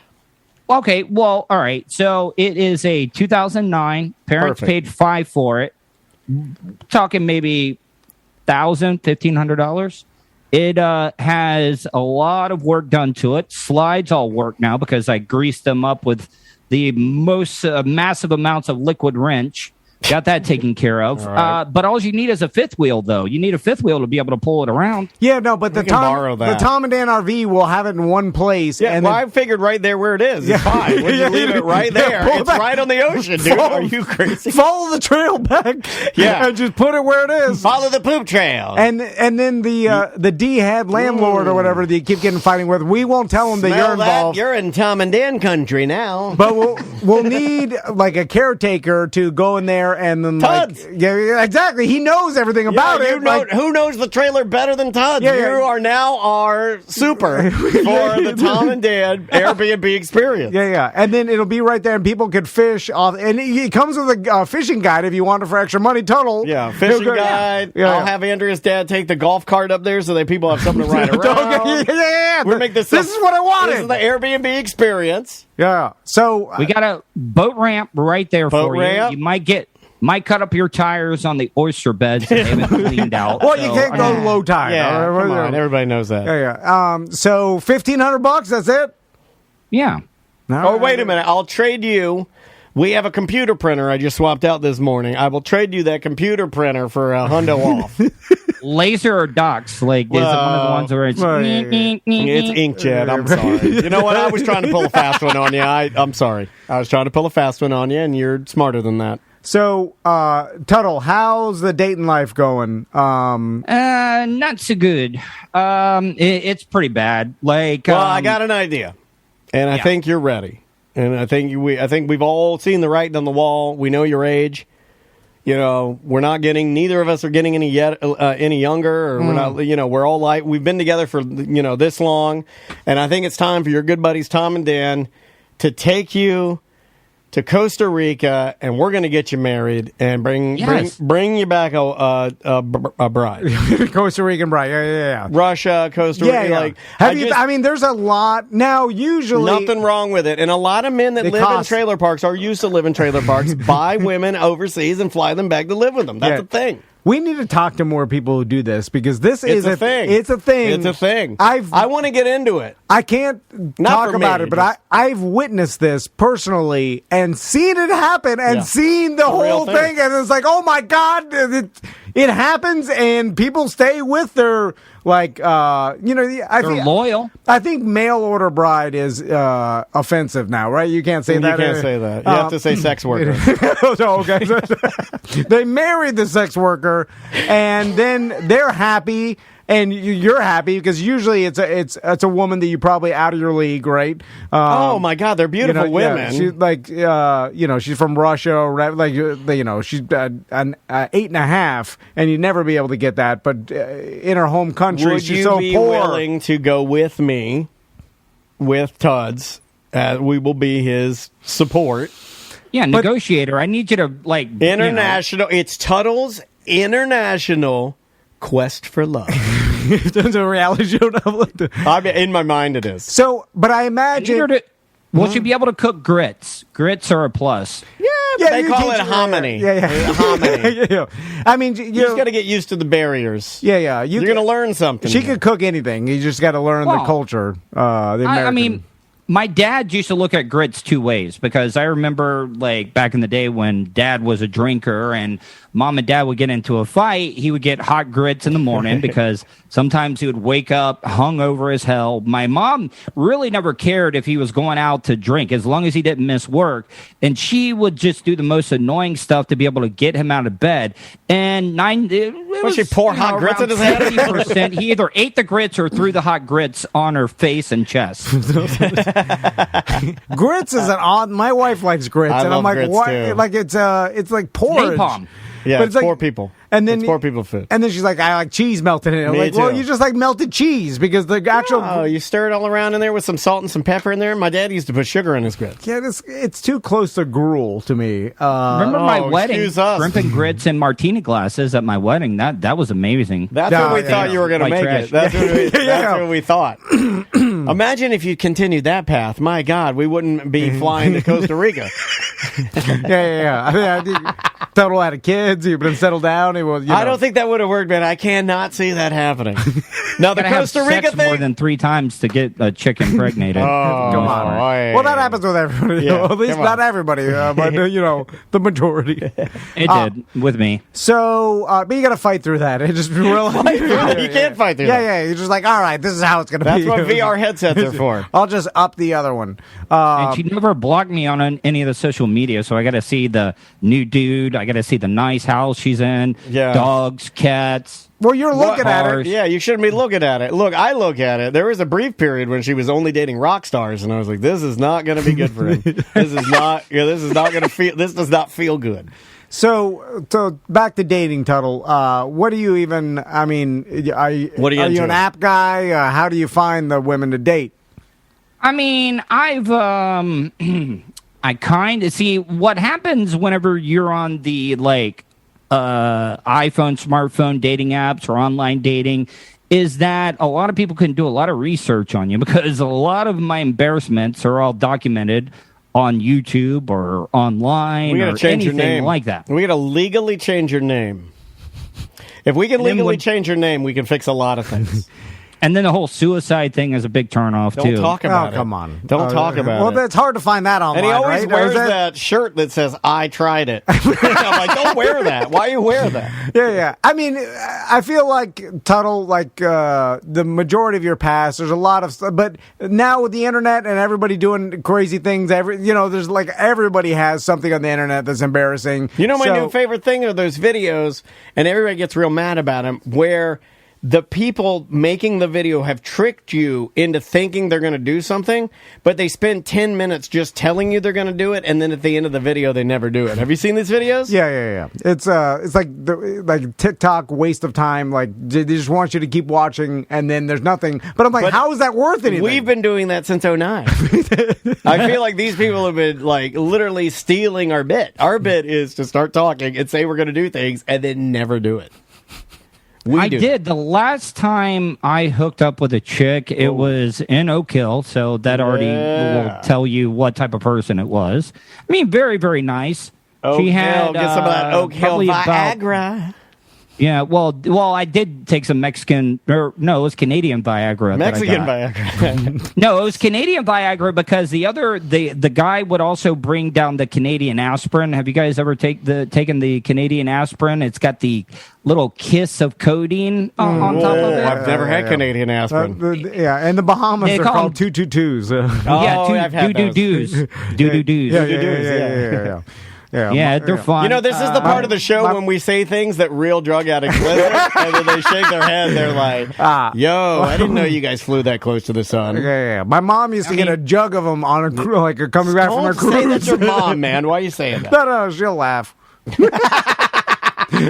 Then she got mad when they started tightening the rope. Yeah, I know. She said, I'm like, you can't go that deep into the Bahamas. She's like, they used to have it right up front. No. Now I got to go in. Don't go deeper. You can't hold your breath that long. Anyway. But the last girl that I hooked up with, she only had window shakers. And when I first started, like, dating her, like, none of them worked. And it was hot. She had 3 dogs, a pug, I think a boxer, and a Labrador. And, that many dogs in a small little trailer, certain smells come out, and especially the heat kind of makes that go over. It's hard to be intimate with 4 dogs and a box fan. Yeah. And it was the first time that a girl actually rooster-tailed like it was a jet ski the first time. I don't know what that was all about. Okay. I don't know what that means. I don't know what that means. Well, just put it this way. You got that hippo tail? No, you did not, dude. You didn't get no hippo tail. You did? Yeah, that was the first time. And I was in a trailer? Yuck. My God, you got to burn that. Yeah. It felt weird, man. It's just because it's like you're in a refrigerator box. You're literally in a refrigerator box with 4 dogs and a woman in a box fan, and she's hippo-tailing. She did rooster tail, and when that happens, you lose a little bit of friction, and you lose a little bit of friction. Come on, all the friction. Just stop. So Tuttle, all right. I got an idea. So yes, as media becomes more and more diluted, and I feel like it's almost going back. I was having a discussion with one of my buddies from Miami over the weekend, talking about this, and it's almost reverting back to original terrestrial radio, where people are getting now. Like, where they're listening to local podcasts and local independent media, right? Where it's like it went to, like, all radio was bought up by giant corporations, and then it was all, like... so people have now diversified to podcasts, and radio is now one big thing. And then it's segmented back to where now people are now listening to more and more local, right? And TV, YouTube is all segmented, independent, sure. So I feel like, Tuttle, you can be, because of your broadcast experience, and you're already doing it, but you could be like the king of Edgewater. Podcast king? Volusia County? Volusia County may be too big because I'm sure there's some... Oh, thanks. Well, I'm just saying, I'm going to start small. He doesn't like to... He's never been a big fan of the aim for the stars. He's more like aim for, as tall as you are, and then go branch out from there. I feel like you can get immersed into Edgewater culture. You may have to go a little Trumpy. Yeah. You know what I'm saying? Because, that's what you have to change some of your politics. You're going to have to hippo-tail some pugs. Yeah. But you can talk about local topics, get into, like, like, do the old school radio thing where you're... you're interviewing politicians? yeah, like okay. Edgewater. Who's the mayor of Edgewater? You need to find all that stuff out. Didn't we used to know the mayor of Edgewater? He gave me tickets to some Metallica concert, or was that the Kissimmee mayor? I don't know. Yeah, we used to know all the mayors. Yeah, it's easy. Like once you get down to Edgewater, Oak Hill, and stuff, like you can become the mayor easy. Yeah, it's usually just somebody who is like good at business, right? And then they're like, "Yeah, just make this guy the mayor." Like, yeah, he owned a local Ace Hardware, and then he's the only person that cared. Yeah. 3 years ago, they got rid of the Oak Hill Police Department because the police chief was a chick that was maybe partaking in things that were confiscated and banging other officers. I've seen those videos. That's not true. No, I'm dead serious. Like, really? I'm being serious. I'll send you the story. Yeah, send me the story. I'd like to read that. It's always a blonde and brunette. It and is. Once they got it's the suspect F-Team 5 in handcuffs. Oh. I watch that. I used to go to that website all the time. I see that. I see the one, and it's like he puts it through the bars, and I'm like, just open the door and go out. You know what I mean? You're losing about an inch and a half because that bar... You're going to get some weird rubbage there. Do you want your thighs smelling like aluminum all day? Have you ever touched metal with your hands? You can't get that smell off your hands. Then you got to use that weird metal bar of soap that negates the smell of metal on your hands. Yeah. I've cleaned my penis with Gojo. All right. So, Tuttle, plug your podcast. Oh, you're disgusting with me. No. We're just out of time. There's a difference. I know. Make sure you check out the Tuttle Daily Podcast. It's available on all podcasting platforms. My numbers have been kind of low since the holidays. I don't know about you guys. Well, a lot of people died of COVID, so... Yeah. And again, everything's becoming more and more diluted. You got to just go straight Edgewater, and maybe it's the Edgewater Daily Podcast. Call it the Edge of the Water. There you go. That's for free. YouTube.com/Tuttle. Make sure you subscribe. That's how I'm making most of my money. That's about it. And to the woman with 5 dogs and her hippo tail, we bid you farewell. See you, Tuttle. Thanks, guys. See you, buddy. Bye. That is Tuttle live from his brand new digs. Nice place. Yeah. It looks good, right? He's moving on up in the world. He is indeed. We got to get a hold of that fifth wheel. We got to get it cheaper. Do you want to buy it for real? Yeah, but we got to get it around like... Let's buy it. $400 or $500. Let's buy it and make it a haunted house for next year. we put it behind in your parking lot. Run a haunted house behind my house. I just get done with dinner and walk out there and take tickets. Oh my God, that'd be bad. All right, bye. Welcome to A Corporate Time with Tom and Dan. I'm Tom. I am Dan. Our producer Samantha's here. Hello, Sam. She's on her anniversary vacation. Yeah. I forget that this is on radio. Which, Daniel, you need to take Andrea on an anniversary vacation. I think Samantha has inspired me to plan an anniversary vacation. Well, that's why her marriage will last. That and the she no puts kids. effort into it. Yeah. Well, the no kids thing, that's just a given that it'll last. I mean, if it doesn't last, they will be given the opportunity to decide that they want to go in different directions without having these little human obligations that are like almost like fake glue to hold your relationship together, right? Like Maisie is the only glue holding me and my wife together, right? Yes, yeah. Then you're like, well, I'm not going to leave because I don't want to destroy my family, right. So I'll just, stick it out. But then people say, like, no, it's the best thing you can do. You need to teach the kids that it's okay to leave, and then you can function as independent people and co-parent. And I'm like, I don't know about that. My sons I'm a traditionalist. I'm a traditionalist. Yeah. I need to be together. Yeah. And my sons are too weak to understand. They'll be devastated. Yeah. And I don't want my daughter to know that. If my daughter knows that she, doesn't need me or her mom, and she's almost there. She'll just leave. She'll leave me, and then what do I have? Nothing. Yeah. Then you just got stuck with the crew. That's what I'm looking at. No, if Maisie's out of the picture, I'm not going to be with Andrea. Are you crazy? I mean, bet me, dude. Yeah. Bet me. No, I don't want to bet. Bet It's me. a bad bet. If Maisie is not my daughter, if she decides, you know what, this whole family thing with you and Andrea is not working, I'm like, well, if she's out, I'm out. I wonder how. I mean, could we get 25-year-old girlfriends? Are you crazy? Like, can we live in the studio? I think I could get an 18-year-old girlfriend. I think people would be like mad at me. I think people Well, it's not illegal. I think it'd be weird, But but it would be it's weird. amazing what you can do with some razzle jeans and a tight t-shirt. You know what I mean? And I've been working out. You've been working out. I think now is the time we need younger girlfriends. Now would be the time. We're not getting more attractive to younger girlfriends. You have to go and date them when they're poor because they need your money. Yeah, you got to get them when they smoke in their car. Yeah. They got a tiny car. Because then that's your guys money or girls. impresses That's them. guys or girls. I'm not discriminating here. No. If you're gay, if you find an attractive young man like vaping in his tiny car, that's your target. An attractive person vaping in a tiny poor car. You can get those people. I feel like I can. Because they're like, I'll do anything to get myself out of the situation. They're just not. They don't have roots down, is my point. I'm not judging them. They don't have roots down, right? No. Like, we have roots down. Oh, yeah. Now, when those roots are destroyed, we got to go out and find other people that don't have any roots. And these young, good-looking workout people vaping in their tiny cars, they're the ones that have no roots. They're constantly moving and grooving.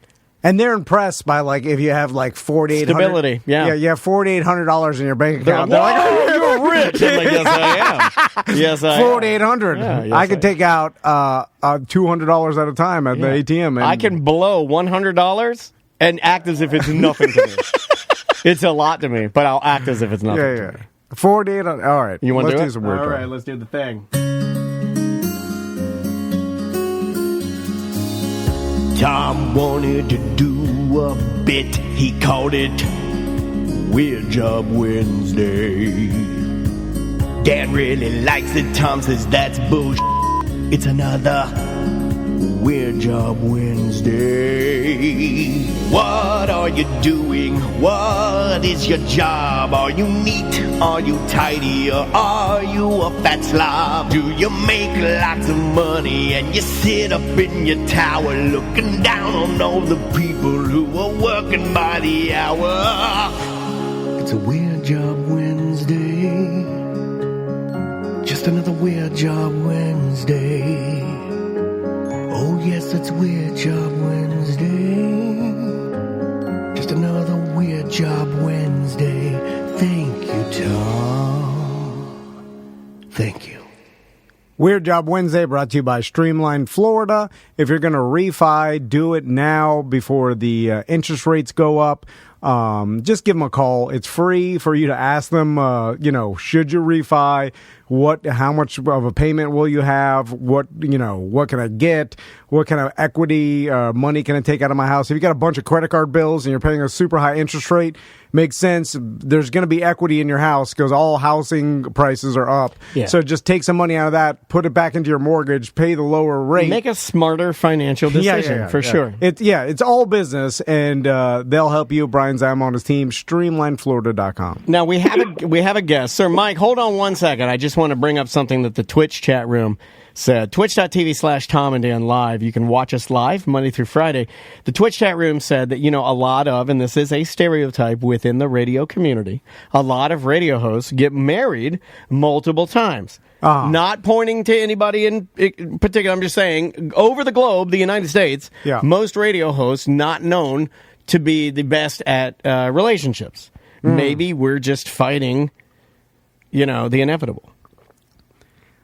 You and I are weirdos in the radio land in the fact that we are the one woman for forever, got married one time, we got the kids, blah, blah, blah. You know what I mean? Well, what about the podcast business? That's really our business, is podcasting. Yeah, radio doesn't even do. I think most podcasters aren't married. What is? I mean, what do you? Who? I guess Rogan. He's married. He's got kids. Yeah, and then it's like Marin, not married. Yeah, Dan Cummins, Burt Kreischer. Married with kids. Married with kids. You know what? Never mind. We're right where we need to be. We're right where we need to be. But maybe it's I'm just wrong. the beginning, and then eventually they'll all be divorced. I mean, a 50% chance, right? Oh, yeah. Or higher than 50%. chance. Yeah. Let's do a weird job. On the line with us is Mike, and I believe we woke him up. What's up, man? Nothing much. I was just thinking about you guys.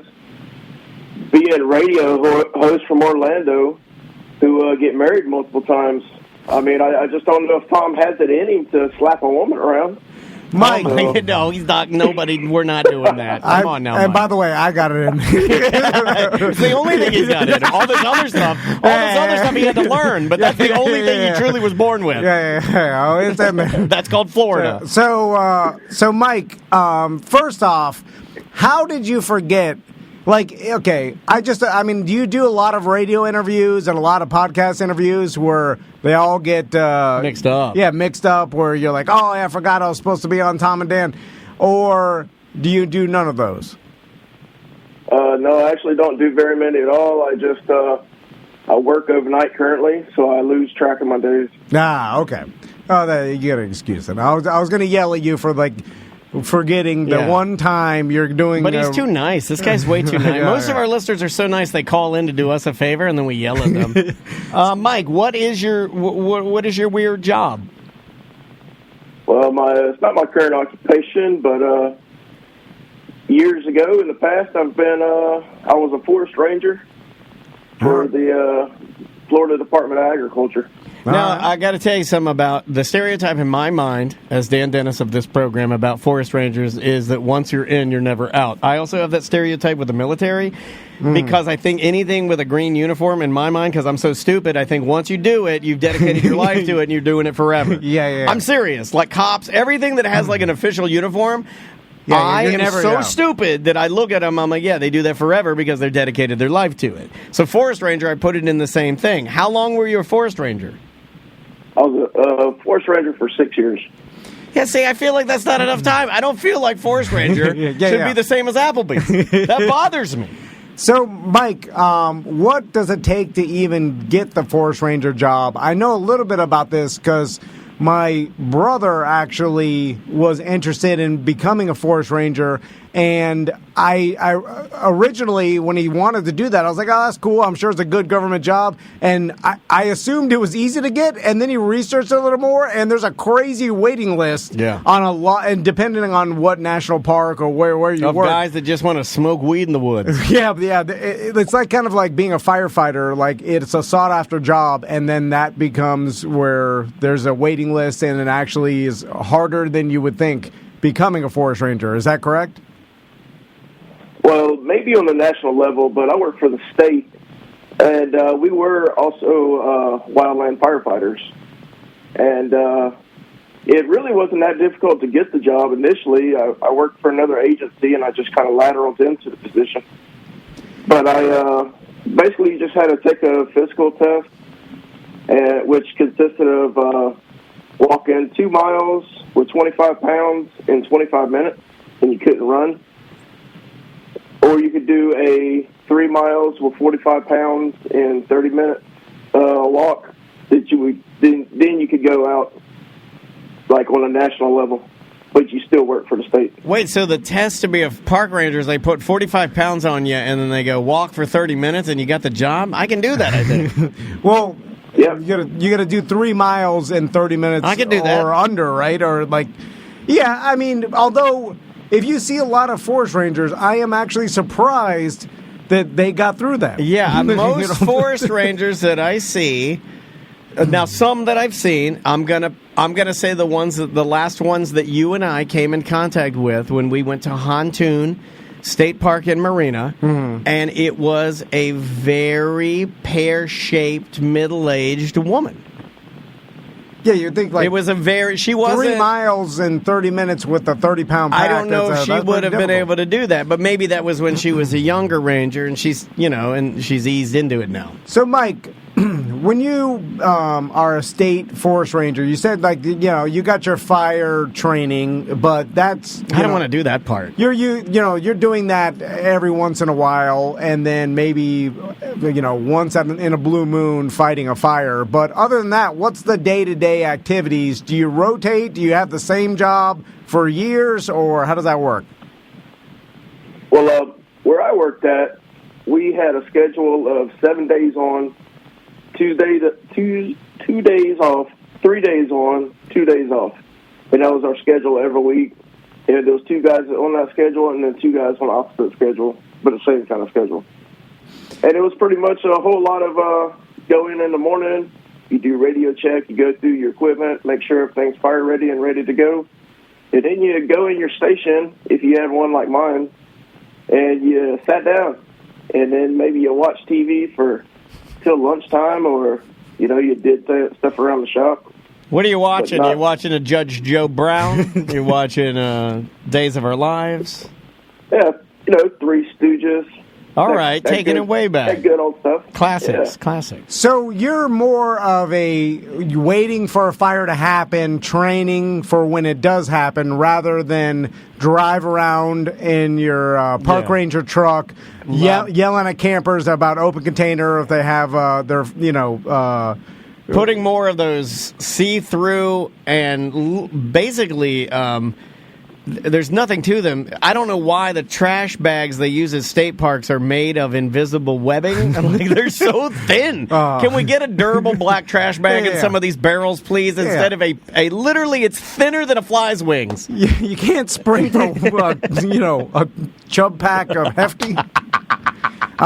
So basically, that's it. You just waited for a fire to happen. Well, no, we took care of a lot of state lands, a lot of state property. We do all kinds of, fence building, picking up trash. Not just like street side trash, more like when, say, one time a grow house, they dumped all their clippings and all their trash on some of our property. So you'd go get stuff like that. You'd maintain the state grounds, disking, mowing. We'd do a lot of prescribed burning. We did a whole lot of stuff. We did a lot of stuff with the public and education, taking Smokey Bear out, doing parades, all kind of stuff like that. Wait a minute. Who wears the bear suit? I didn't mean that. I did plenty of times. All right. There's your brother. Fist bump. Give him a fist bump. You're supposed to, right? That's the rules. So, Mike, it's like when you go to a black college. I feel like you got to have a special handshake or something, right? So you would put on the old Smokey the Bear costume and go to the middle school? We go to mostly like churches, parades, that kind of stuff. Places that Tom doesn't go. Churches and parades. It's the two things he avoids the most. So, public education mostly. On a scale from 1 to 10, what would you say on how hard this job was? Where would that fall? Well, I think you would have to give it like a few different ratings of 1 to 10, but I'd say overall hardness of the job, I would say maybe a 5. All right, middle of the road. 5. Yeah, I mean, Probably a lot of paperwork, red tape, and dumb stuff you have to do that kind of takes a little of the shine of the easy stuff. Well, was most of your days just watching TV till lunch, and then after, what do you do? Like pick up trash, like ride around on the truck. Less riding around in the truck, more just playing around with the equipment in the back. Teaching new guys how to do stuff. This is a truck. This right here, this is a trash claw. You squeeze the trash claw here, and then, hey, when you pick up the condom, you put it in the burn barrel. I fantasize about doing jobs like this where it's just like you go and then you're not going to ever... no deadline. Like we have deadlines here. I hate the anxiety deadline of getting these files to KC, to the radio station, all this garbage. Or just, there's no chance of you getting fired, right? As long as you show up to work. You don't have some boss on your ass about quotas or getting things done. If you're alive and give 30%, you're there. You're good. Yeah, pretty much. I rarely ever saw my boss.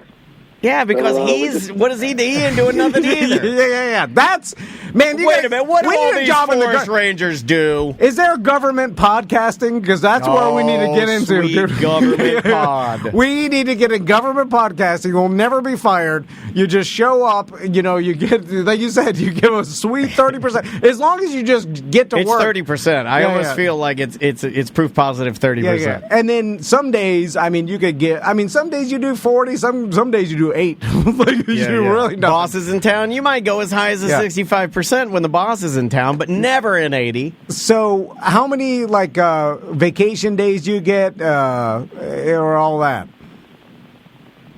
Ooh, Ooh, I can't remember exactly how many vacation days, but it was a lot.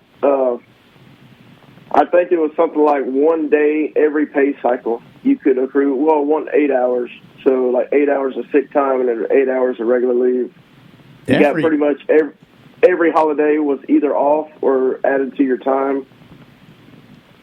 I think when I left there, I had... No wonder people are destroying all our waterfalls and national landmarks. You guys do nothing. No wonder the senator burned down. There's nobody on the case. Mike, I'm curious, like the real sought-after national parks, like my mother-in-law just went to Zion with her... I thought you were going to say it. I thought you were going to say Yellowstone. Aren't you a Yellowstone man? You're watching the show? No, that has nothing to do with Yellowstone. That's the ranch name. I know, but I thought just based on just pop culture you would say it. Aren't you an 1887 man or whatever that new dumb show is? Those super sought-after parks, they must have a crazy waiting list because people want to be around that, right?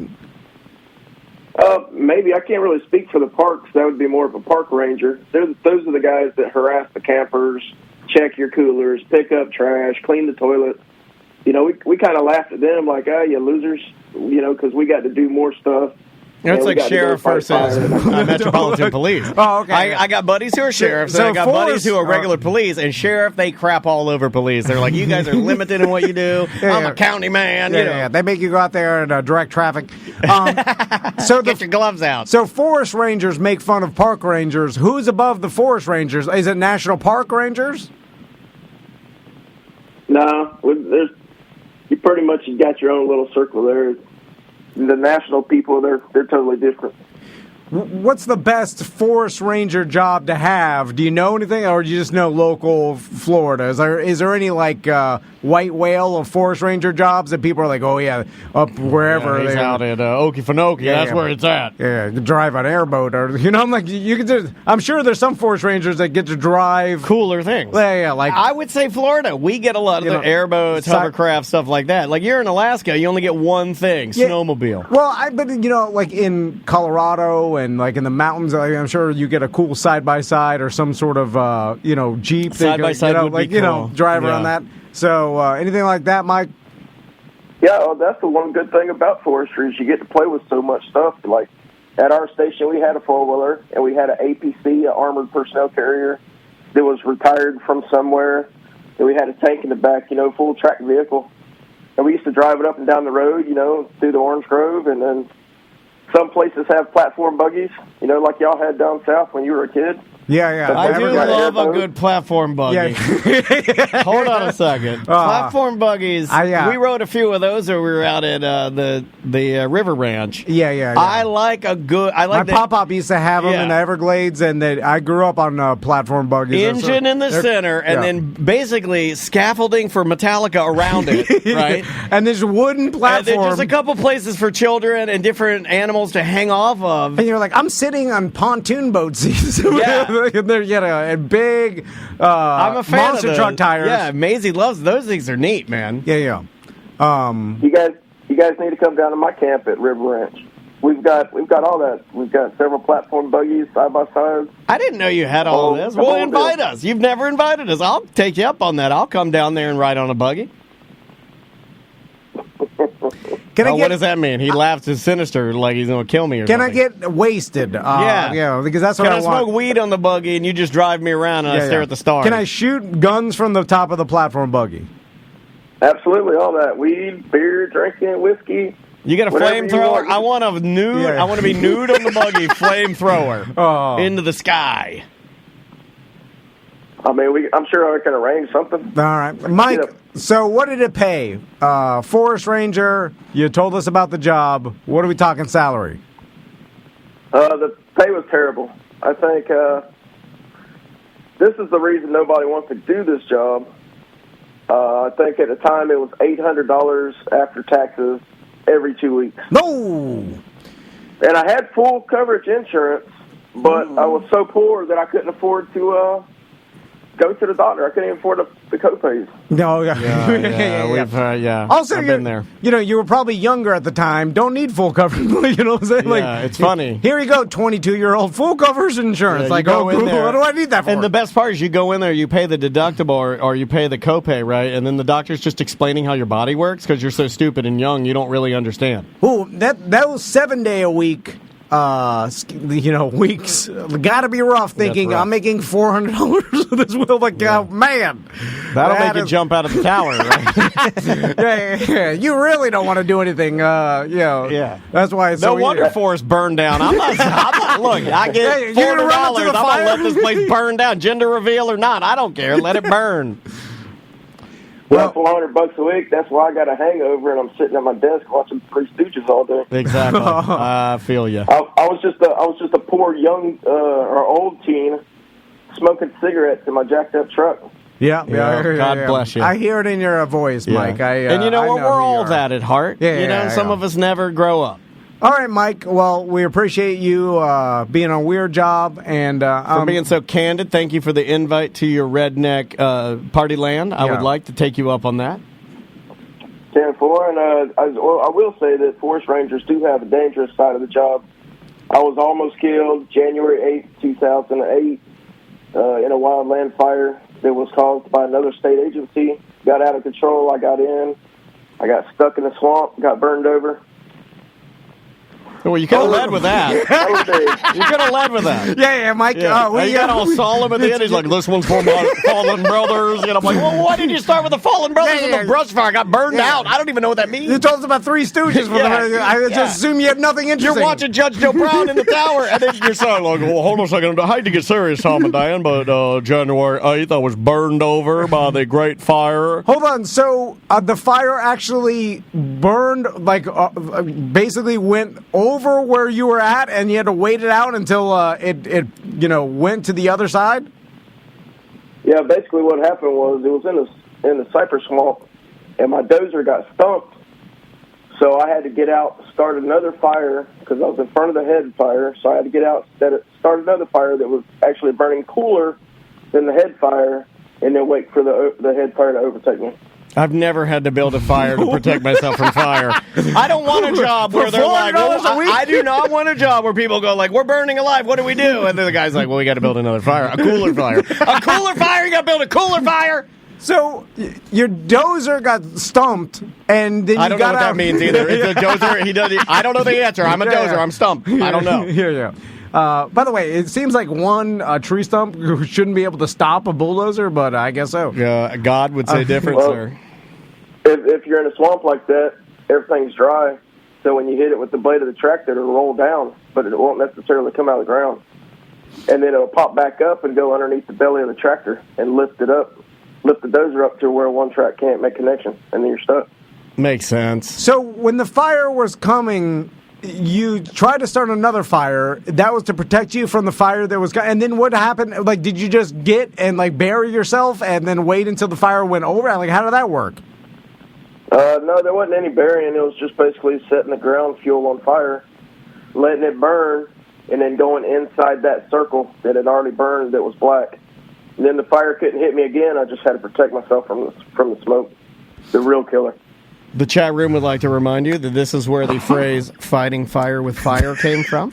So you just burned the area around you. Wait a minute, you were doing a satanic ritual. If you burned a circle and got inside the circle, and that was protecting you from the fire, then I believe that you walk with the darker side of magic, sir. And then, did anybody try to come get you out of there before the fire came? Or you just had to wait scuba out? diver. He fell from the sky. That's crazy. Did you think you were going to die? Yeah, I thought I was going to die. I lost radio communication. And my partner, who's also one of my best friends, he was coming there. And he ended up showing up right after the fire passed. And then the wind shifted and turned on us again, and we both had to flee from the fire. And he ended up getting stuck and having to abandon his machine, get in with me, and then we just busted out through a fence into an open, cow pasture. Oh, my God. It was, I don't want that job. One of the craziest days of my life. Yeah, well, I'm glad you're alive, number one, but, dude, that is insane. Like, when your bulldozer gets stuck, and then you're like, a fire's coming to burn me alive, That is Well, the every scariest thing good I've ever heard. ranger knows you never leave your dozer. Every good ranger knows that. Yeah, but just waiting there and thinking I could be burned alive is the scariest thing I've ever heard of. Like, you know what I'm saying? Like, I think I would get in my dozer and just try to drive it away. well, it's stuck. One track is stuck, so it's like, you can't get any traction. I think I just walk into the fire. You well, can't.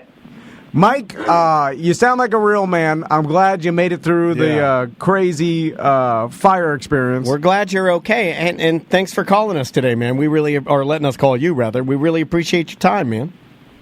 Yeah, no problem. And I probably would have led with that story, but I work overnight, so I kind of forget. All Yeah, good. that Hey, is we all were good. doing the warm-up. We got to it, man. You're good. What do you do now, Mike? I'm a lineman. Oh, Another tough job. Yeah, this guy He went from hardest. He did that. That's his warm up, Yeah. and now lineman's easy. I bet. Be like, I want to go to electricity. Fire's not enough. I don't mind per diem is more than I used to make a week. Per Being a diem. firefighter. You know what that means? More Hardee's. Oh, I get a bigger per diem. That's 2 monster thick burgers from Hardee's. All right, Mike. We'll talk to you later. All right, guys. Hey, See be ya. safe, man. All right, be good. Yep, later. All right, man. See ya. Oh, Oh, yeah. No time for Yeah. BS. Yeah, all right, I'm done. I did it. I did. They Sam asked me. I only did it because she's pretty. I didn't want to do it for you. I ain't do it for you two. I'm a real fireman. I'm like, what's it? I look. I think if he's like, that's one. He goes, that's one of the craziest days of my one of the craziest days of your life. Yeah. There's been multiple times, Mike. So Like I described, like the craziest day of my life is like I found that sock I was looking for in the dry. You know what I mean? Like, oh my god. Yeah. All right, we'll take a quick break. We'll be right back with more Corporate Time. Welcome back to A Corporate Time. Our friend Deborah's here from Fairville Megastore. How you doing, Deborah? I am great. Very good to be here. Happy New Year. Thanks. Same to you. But it all blends together now. So, like, Yeah. when I say that, I'm like, Happy New Year, unless I already told you Happy New Year. You do that? yeah. Have you been doing Yes. that? I've been doing it with everybody. I'll go, Happy New Year. I did it to my letter carrier lady over, and I saw her, and I go, hey, Happy New Year. She's like, yeah, we did this. Wow. And I'm like, Okay. yeah, all right. You know, but she said it nicer than that. But I was just like, oh, my God. Yeah. Happening. And not to sound like an old man here, but now it's already halfway through January. This is ridiculous. It is a little ridiculous. Why does this happen? Yeah, why so fast? But that means that we're running out of time to be intimate with our partners. So we need to use this rocketing time. Yes. And the lovely people at Fairville and Megastore, multiple locations. You know, that's why Deborah's here, obviously. Flagship store is where we like to go right here in town on OBT. And Deborah's here with some products. And we're going to, is this like a preview of... It is. It kind is. of, We still have Valentine's? Absolutely. We still have new stuff coming in, all right up until Valentine's Day, and all your favorites. We're stocking up. But there's one of the best kept secrets are kits. You know, we have all these really fun kits that incorporate a lot of different items in them, or they're themed, and they go quick. They're like the first things that fly off the shelves. We're already selling them. And so I thought, I'm going to bring a sampling of kits to kind of give people an idea what there is out there. Some of these, you may have seen a variety of them in the past. I've brought them in, but we have new ones in for this holiday, too.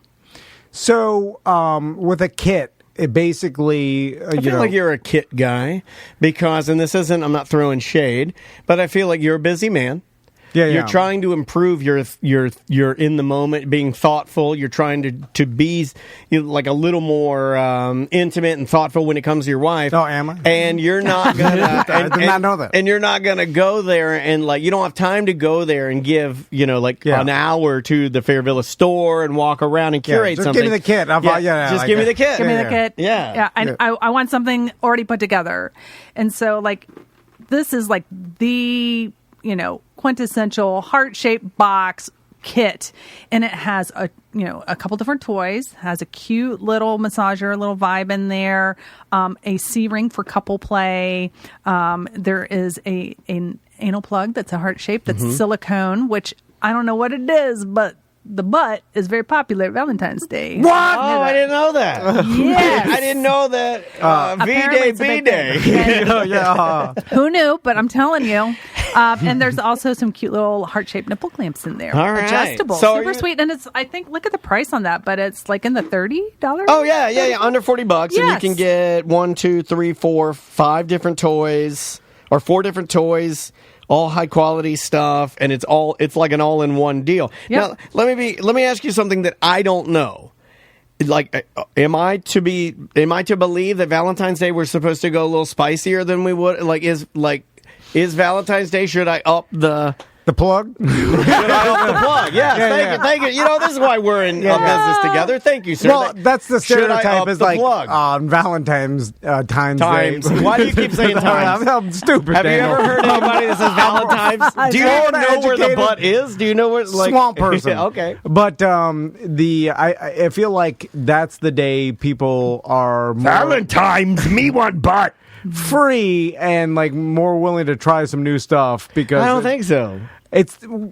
Well, I'm willing to if all try. days, what are you gonna do at St. Patrick's Day? I'm a butt Easter guy. I'm butt Easter. Or, you know, whatever, St. Pat's, like you No, say, it was 4th of July. But I think You're it's really right. where you are in your relationship. If you want to kind of, you've been talking about it or you've kind of been playing around, hey, yeah, mix it up a little bit. Now, the next one. Hold on. Don't even say the name of that because that is my Oculus screen name. And you cannot say that. I don't want people flooding my Oculus, but I'm a VR boy now. I don't know if you know this. I live the vast majority of my life in the VR. Nice. In the Horizon, the metaverse. Let me make a comment real quick about this kit. I feel like kits are good for this aspect where, okay, say your wife, let's talk about me. I know what you're going to say. My wife's not that adventurous. I mean, even Daniel's wife, you know, we make fun of My wife is not adventurous. Are you crazy? No, I'm saying like she's kind of a nerd, right? Definitely a nerd. I mean, she won't say no. Like, she'll try Wagyu beef or she'll try sushi. You know what I mean? Yeah. But if it's not her thing, it's not her thing. So she'll try things. The Fair Villa kit is like getting the chili sampler. I'll explain, right? Oh, I know what you're doing. You never order the mozzarella sticks. You're not. Because you're an adult, right? Yeah. And you're like, that's a kid's food. But they come and you're happy to And eat they're them. great, Because, yeah. And they're like, well, it comes with everything else. Yeah. It comes with the chips. The butt So we plug might as well try it. The butt The plug mozzarella is the mozzarella stick. Yeah. Because you're like, it came with the kit. Like the vibrator, okay, every girl, like, you know, I'm pretty sure There's some that's stuff, not there's some adventurous. stuff in there that you know, and then there's some stuff in there that you've maybe never experienced. Yeah, and by itself, you never order it, but it comes in the kit. And so you got you're to just throw like, back hey, in it's there. here. Yeah. Well, you might as well eat it. You might be pro nipple clamps, right? And you know what those do, and you're into those, right? Yeah. So you got something to fall back on. If you try the mozzarella stick, not your bag, too much marinara, you're like, I'm out. Then go right back to old standby, which is, I don't know, in this case, it'd be a Southwest egg roll. Oh, Sorry, great. Deborah. Oh, no problem. Booty Sparks. Booty Sparks. Booty Sparks is my VR name if anybody wants to find me on Oculus. So Booty Hashtag Sparks. Booty Sparks. I love the name of this product. It really is great. I was going to try to pull the box out. Here we go. Just so you could Are kind they of see the glass? quality. These are glass. Holy. They do make a variety of Booty Sparks. Some that actually do light up. These do not. They just have I like beautiful, a glass Booty Spark. They are different sizes. They all have a nice heart-shaped base with the gem, the red gem on the bottom, and it's really nice quality. Now, this first one, I could do that all day. Yeah. I'm looking at the first one, and I'm like, don't even put that in the box. I feel like I don't need that. I mean, that end up being Some people want to kind of graduate. Yeah, well, if you can't do the first one in this box, then you need to go to the doctor. Well, I feel like that's an easy one. I feel like they only put the first one in so that when you buy the kit and you're like, you want It's for your wife. Well, you want the biggest one. Yeah. But you like It's the same thing you were just talking about. Yeah, but like, I'll get the kit and start. Who knows? But you know, Yeah. like it's just a bigger one. The first one's just for show. Yeah. Just to be like, It's a waste of glass. Maybe it is the small. The medium size is usually like the most popular size if we're selling them individually. Yeah. Small and medium, actually. You know why you sell more smalls? And I'm calling people out. You're because it's in, and people want to seem like they're doing their homework and stretching and whatnot, and they're not. They just want it for look. They put the little one in there. Look, yeah, I'm experienced. No, you're not. Let me see you go. Let me see you go with the King Kong over there. Well, what's nice about this kit? being glass, it's body safe. Like anybody could use it, and it's very hygienic, and you can clean it. You could stir your tea with it too if you needed to. There's all I'm saying is they've been around for so long. This goes into my theory of like if they've been around this long, to you like I'm giving you a chocolate. Try one of these chocolates. If they've been around this long and the shape has been around this long, then there's something to it, right? What am I missing out on? In my though, like the glass thing, the only thing that bothers me, and this is an irrational fear. It's a crazy irrational fear. But with me, I'd be messing around, and I'd get to the King Kong, and I'm doing the thing, and then I slip, and I fall on like tile or something. No, this thing is strong as hell, man. They're not gonna break. Could you either throw that? I would like to pick the biggest one and throw it through a window. Through a window? Yeah, just for fun. Why are you touching that? Now she has to wipe it down. Oh, okay, sorry. I didn't know you were not supposed to touch it. Always clean your toys. Well, you were sucking on it. Why were you sucking on that? This thing is built. I mean, the solid glass. I mean, I could throw this up in the air and land on the carpet. It's not going to break. No way. Don't do that. I feel like I want to do it, but our carpet's dirty. I don't want it to land on the carpet. Oh, those are cool. All right, they are made strong and they're made to last. That's a good one. That's a good thing. And along with since we're kind of in the butt stuff, I brought a couple of the Bang kits, which I think I brought one in the past, but we have like 3 different ones, and one does have a nice little plug that you can throw a bullet up inside it, and then that's a different kind of plug. That one's more like a saddle. You always, whenever you're selecting an anal product, it should have a flanged base. Got to have a flange, but you can't get. No, yeah. You want an eagle claw on there to make sure it's like a fish hook. You want to be able to, you want it to grip and hand guard and hold. Just remember that is a straight road. It's not a cul-de-sac. Right, exactly. You don't. But then I don't know what that means. Yeah, I don't know either. I think sometimes you get in there and then you're like old people. You're like, what do? We don't know how to get out of here. You got to keep driving. You just got to keep driving. But it comes with a rechargeable bullet that you can use in either of the items. Plus, it comes with a really cute little mask. And they're really good. They've also made a panty that is a very adjustable tie-string panty with a little Bang mask, and it's rechargeable bullet, again, with a remote control. And all these, kits, they're affordable. Yeah, they're like right around like $35-$40. Yeah, this one's, I think, $42.99 here. And that bullet is worth that. To be rechargeable, it'll last forever. And, this one's remote controlled. Yeah, both of these are really cool. They're both. You're getting like a remote controlled, silicone, waterproof, and multiple uses for less than $40. That's pretty awesome. Yeah. When we were driving back from Miami this weekend, my wife... You're having the same discussion? Well, she likes... I put in my ear, but we drive in silence for 10 minutes straight, right? And she's looking at her phone. I'm driving.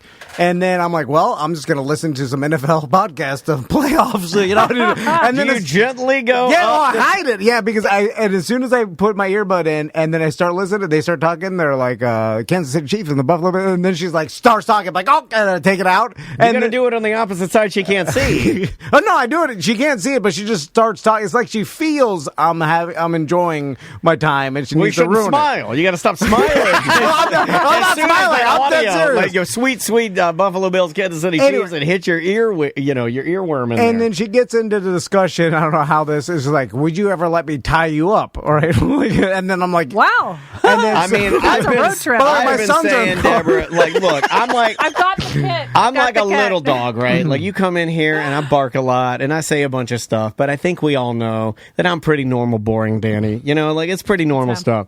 It is him. And even Deborah knows that you guys, if you're having a discussion with your sons in the car about tying each other up, that is that's so far advanced. That's like not even on my planet. Like I'm not even in your solar system. She would never let me tie, and she went on to say... Yeah, but your boys are in the car. They're not driving in their own car, like behind you. Yeah, but they're not listening. They're playing their Kindles or whatever. They don't listen to nothing. Anyway, I was like, I'll let you do anything to me. Like, anything. Like, if you're willing to do it, I'll take it. That is true. Why not? What am I afraid of? Take the meeting. Take the meeting. Like, you're not... Like, I... Always take the meeting. Yeah, and you're not going to be so... There's nothing you could do that would freak me out at this point. The chat room is chanting. You have never had that... They love you now. But my wife was like, "I'll never let you tie me up." I'm like, "What does that say about me? You don't trust me? You're a murderer." And she's paranoid, and like, I'm like, "You could tie me up, do anything." The spark. Anyway. Yeah. You have booty spark. I'm trying to find it, but like at this point, I'll like, what is But it? eventually, when you're sparking down the road, you're like, I don't know. Yeah. Anyway, Well, now sorry. this is going to bring me a whole new. I think I'm going to redirect myself here. I have a really great kit from Doc Johnson, and I can say that, right? Doc Johnson. The good, the good H word for the thing that you do. They're oral. Yeah, you can say oral. Flavors. Oh. And mints that kind of make oral a little more fun. And this one happens to come with a little sleeve. So when you're giving oral, it kind of mixes it up. And so this is a great kit for couple play. And while you're tied up, this could be a lot of fun. This one comes with its own set of... Is there a mint that makes her want to even do it in the first place? yes, that's called ecstasy. Yeah. All right. I have to talk to Cosby about that. Yeah. I'm looking at this is the fundamentals, the ultimate oral kind of thing, and the sleeve kind of, I guess, would give you. It's like a sensory board or something, right? It gives you a different feel, right? It's got ribs inside of it, and it's very stretchy. And you throw a little lube in there. And so, it's good to this go. one is for mouth fun, but you give this to your wife, and it comes with a set of like Mick Jagger lips. Gotcha. You know what I mean? Like it comes with a It thing. has a little helper. Like it would, I think that's what I would And Doc call it. Johnson's been in the manufacturing for forever. Yeah, since the beginning almost. Forever and a day. Like, is that why they're able to keep their price points so low? Because they're so big. They're a big manufacturer. Yeah. They really are, and they, it's kind of like any other industry. They can also manufacture for other businesses and things like that. So they've really grown into a really large. Has anybody ever done a custom lube with their name on? We need to do a Tom and Dan custom lube that has what we like. No, okay. I don't even know what I like. Well, that'll be the fun of trying to figure out our custom lube. Let's do it. I mean, I'm sure there's probably companies out there that make. I can put you in touch with people. But we want a jumbo, the only way you can buy. I wanted it like. And like then a you can only stadium get it ketchup. at Fair Villa. Yes, well, of There you course. go, I mean, you can only get it at Fair Villa. No online garbage. Yeah, I'm going anti that now. I'm all back to brick and mortar. Brick and mortar only. Is giving your wife or husband this kit? If my wife, if Andrew gave me that, I swear to God, I'd try. I couldn't do it. But I'd try to do a backflip. Well, if she gave it, I'd be so happy. Yeah. If she gave it to you, but if your wife gets you the good H word for the fun thing downstairs kit, you're literally the happiest man in the world. You're like, this is the best Valentine's Day of my life. Yeah, but if you give it to your wife, it's similar to giving her like dishwasher gloves. It literally is like giving her a vacuum cleaner. You're like, hey, you're the vacuum. This is what I want you to do. Well, look, there are some things in there that can make it more enjoyable. So with the flavors and the mints and things like that, and it's what a a good great name, enhancement. Into Mints. Yes. That's brilliant. And then if you really want a more softer side, maybe it's just something to go along with everything else you're getting your partner. There are some really easy, fun little it's got super a nice, classy, very classy, high perceived value with a bullet with dice and a really, really nice soft sleep mask or play mask. So it's called the Spice Things Up kit. I but like that. It's really pretty. And, that's more Andrea's vibe. Extremely well done. Like this is a super high quality, but again, great to throw in with something else. Maybe you're still going to get flowers. Maybe you're still going to get chocolate. And it's small. It's discreet. It's classy. It doesn't Super look classy. weird. There's no words on there. I know sometimes, look, Tom and I, especially me, I throw around a lot of jokes and a lot of adult language. But when it comes to this sort of stuff, I understand that most people are very reserved. Right. And that would be exactly what I would get like because it's very classy. You wouldn't even look at that really. There's no verbiage on there that makes you think, Nope. Yeah. I mean, it's like a sleep mask and a thick pen. Yeah, exactly. And some dice for the gambler in your life. And maybe you want to get a piece of lingerie to go with it as well. I mean, you could do that too. So it's just options. Like you say, it's a very classy option. Secret Kisses makes several kits. Secret Kisses? That's the name of the company. That's what you give me every morning. I do like the element. He comes in here while I'm editing and just kisses the back of my back of my head, and I love it. I do like the element of the blindfold and the dice. So, like, your wife has the blindfold. Where are the dice? I can't find them. Or she's like, what does it say? It's like, it said do a thing. It's a reroll. right. We rolled like 69 times. Yeah. Oh, very good. And then you've seen the Play With Me lingerie play kits. These actually are body stockings, and I brought one in red and one in a really cool purple in case red is like not your partner's thing. Red's the classic. Some people don't like it, though. The purple is nice, especially in Orlando. Go City. Yep. Are those reusable or like a one? Not mine, man, It because I depends ripped those what you things do off with them, crazy. yeah. Okay, so Like, seriously, those webs that you've given me, the webs were in play this week because we had an extra day off. So Andrea asked me, I overshare, and I told her I wouldn't overshare anymore because I had a serious conversation with her, and she's like, well, I just kind of, it's a nothing to me. I block it out of my mind. But I like that. There's a lot of pulling on the webs, the ones that, because it's fun to like pull things through the things, you know. Yeah. I don't know. It can. They can. And They can- really, these kits are $30, $30.99, and so it comes with like this one comes with a little bullet, a little massager. You can get like 10 good. Yeah, and it has games in it too. Romps. Position cards. Cards. Yep, foreplay cards. So you're That getting, thing's got a lot. It's got a lot for $30, right? And this one, the little red one, actually has a little paddle. You're a paddle guy. Yep. So a little naughty paddle, and also the cards, position cards, foreplay cards. So like Give the you can't position go cards wrong to your with it. sons. They collect the Pokemon cards. Don't get them mixed up. this isn't Charizard. yeah. Your sons are in there doing math. You go to give them a celebratory Charizard. You hand them a doggy style. It's doggy style. Stronger than Pikachu. In my world, he is. Yes. In my world, doggy style trumps Pikachu all day long. Awesome. And then, again, if we're adding some more sensual side of things, if we're going to do something that's not quite as out there, we also sell kits for massage. There you So go. this is the Massage à Trois. It is $18.99 for 3 different bottles of That's a good massage price. oil. And this hemp seed based oil, they're so wonderful. High quality ingredients, So good. I love this company. Which company is that? Earthly Body. Did you bring us samples of I them? have, Yeah, I they're think. good. And, it has 3 different unique scents. These are not edibles. We do have plenty of candles and other things and massage oils and lotions that are Yeah, edible. they got all But the this drippables is- and chocolates and body dust and Absolutely. But this just happens to be one of the kits that we have with massage product. And it's just such an easy add-on. Or, again, if you're just looking to kind of maybe step into something a little bit different, like, how can you go wrong with this? Yeah, those two, right? and I did that the other night with my wife. We decided, and this had nothing to do with, well, it is an intimacy thing, but it's not a sexual thing. And let me clarify. We gave each other massages with that. We had the Hypervolt out and some lotion, and I've been riding my Peloton a lot, so she squeezed the crap out of my thighs and used the Hypervolt on them, and I did the same to her, Yeah, there you go. and then, undoubtedly, when you're doing those things, Magic happens. it's funny how you go from trying to feel better, and next thing you know, you're both nude. Way it works. then you really feel better. Yeah, then you do. You do really feel better. That's my kind of recovery. And, if you're looking for something, since we're talking about tying people up, I brought one of our... Well, Tom was. This is a luxury bondage kit. So we have different Did levels you see his of kits. eyebrows go up? When oh my god! I think that's what your wife wants, right? Luxury bondage. So it has... I actually opened it up. But, I mean, you God, can it kind comes of in a see kit. it. Like, this is... You're looking more like a little $120, but it has...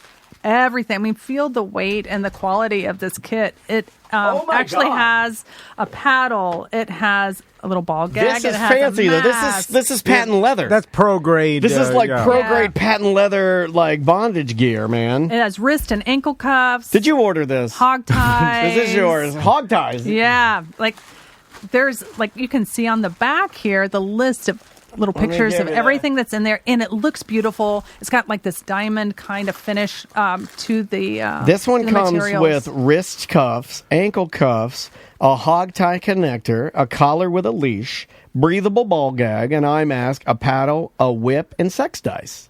it's like that's a night. Yeah, there's a lot going on in this thing. Yeah, there is. Yeah, I feel like This looks, you know what that looks like? That looks like what you give sheriff when he graduates from the academy. Like his belt. Put on the belt? Yeah, he's got Yeah. like the braided belt Yep, and yep, everything. yep, yep. And here's the Yep, box yep. for that guy. Exactly. So that is if About a you're hundo? really So if you're really looking to amp it up, we do have kits that are less, but I just want to show you, like, if you want the whole thing, Those just dice one are shot, huge. the They're dice like are- golf ball size. I like that. Yeah, man. I was looking at the dice in here, and one of them is I like saw that. is basically like silhouettes of positions, Yeah. right? And then the other it shows you locations to do it on, right? Yes. And then one of the locations in here, which I assume is just to make you feel bad, is garden balcony. Because when you land in that, Oh, you don't have that? Can I improvise? I guess by swing set is fine. That's called the Florida. You might want to update, call the manufacturer, make sure that they know that Yeah. Fairville is in Florida. It has been for Well, you could write like that- 100 years now. Yeah. you could write that in. The garden balcony means swing set.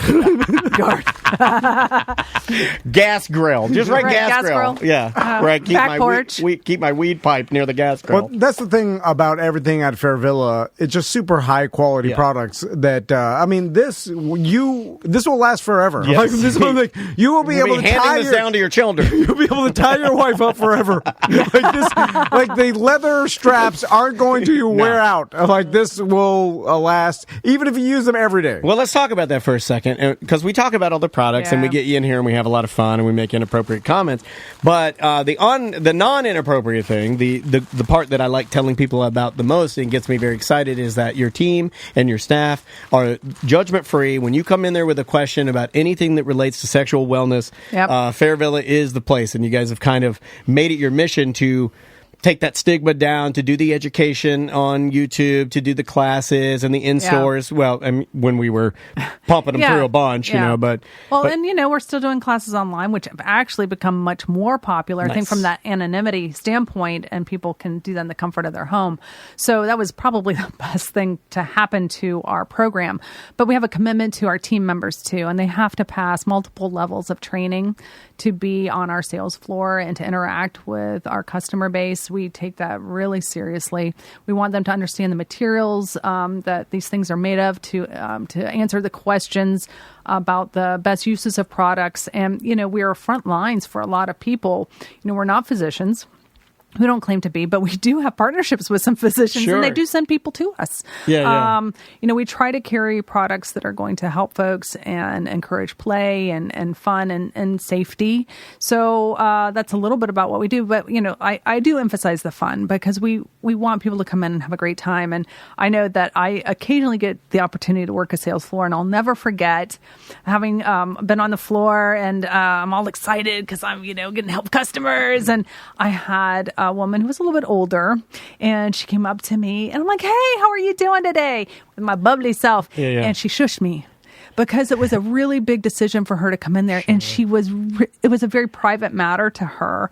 And so I had to check myself. And I always have to remember every time I walk into one of our locations, it could have been a very big decision for somebody Sure. to make that, that choice to come in and to talk about whatever it is that they wanted to talk about or purchase. Yeah. So we try to, meet every customer where they are. And no matter how advanced or not, or just to have a good time and see something new. Yeah, I love that part of what you guys do because I get a lot of listener email from people, and I like that they email me first because I think it's easier for it's easy for me to tell them. I'm like, yeah, you're gonna be fine. It's easier like as a first step to be like, yeah, been there, done this, known these people for now like 30 years of my life of being on the air, and it's like, it's always been that way. Just walk in.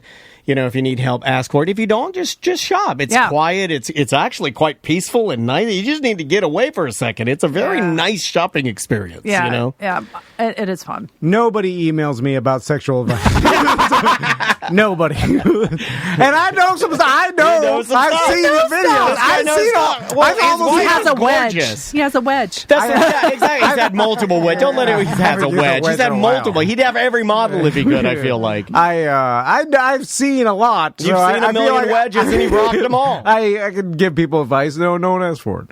That's fine. No big Makes deal. you sad. Hey, maybe Somebody ask him for us. I'll do my own sexual advice podcast one day. What are you going to call it? I like this idea. We should do it. Sex Talk with Tom. Oh, the Sex Talk with Tom? Yeah. Okay. Yeah. Is it on our... Are we putting No, this is after. You're doing it. Your own. Yeah. Are you still with your wife in this scenario? No. Do you guys do it together? No. Or are you a single man now? Once I lost this gig, she's out. Oh, I didn't know you lost this gig. Oh, wow. Well, when did this happen? that's when everything, the house of cards falls. Oh, you see, you're like, oh, God. Are you Kevin Spacey? I don't want to be Kevin Spacey. No. They don't do the video. You're doing the turkey video, and the horrible. Deborah, thanks so much for coming in. Welcome. We'll talk to you right before Valentine's Day, and Yes. because that's got to be. Is that your biggest holiday around Fairville? It really is. It's kind of. Oh, we It didn't was even kinda say what we compacted. wanted to say. Get there now. We talked about this beforehand. These kits that we're kind of showcasing today. If you're in the market, you heard some stuff and you really like it. They are. Those would be harder to Yeah. get, so you need to get them now. It's hard, and we're in the same kind of quandary that every other retailer is. We're trying to maintain our stock levels, but everybody's being impacted. So we're doing our best, and we have a lot of inventory right now, and we have a lot more coming in. But I would advise in the next 2 weeks to get it. Yeah, don't wait to the very last minute if you can help it. Especially this kind of stuff. I mean, I even know what it's been like lately to try and get a card. Just like a greeting card. We have some great greeting cards for Valentine's, by the way. That's what I was going to say. Yeah. It's easier just to slip into Fairvilla because a lot of people will go to your, quote, card stores, right? Mm-hmm. And they're going to be picked through. You've seen the serialized and toilet paper. We see what people can do. But go to Fairvilla, you're going to get something truly unique, and you're not going to play that weird game of like, why is everything gone? Or, no, they get stuff throughout the year from their very unique and one-off vendors. So you're going to find something that's truly better there. So, hey, thanks as always for wonderful. coming in. Thank you. We'll take a quick break and come back with more A Corporate Time. Welcome to A Corporate Time with Tom and Dan. I'm Tom. I am Dan, and I'm eating a Quest protein bar. If you want to sign up to become a BDM, just go to our website, tomandan.com, and then you can sign up very easily. Why did you put the emphasis on the Tom? That was a little weird. You were like, tomandan.com.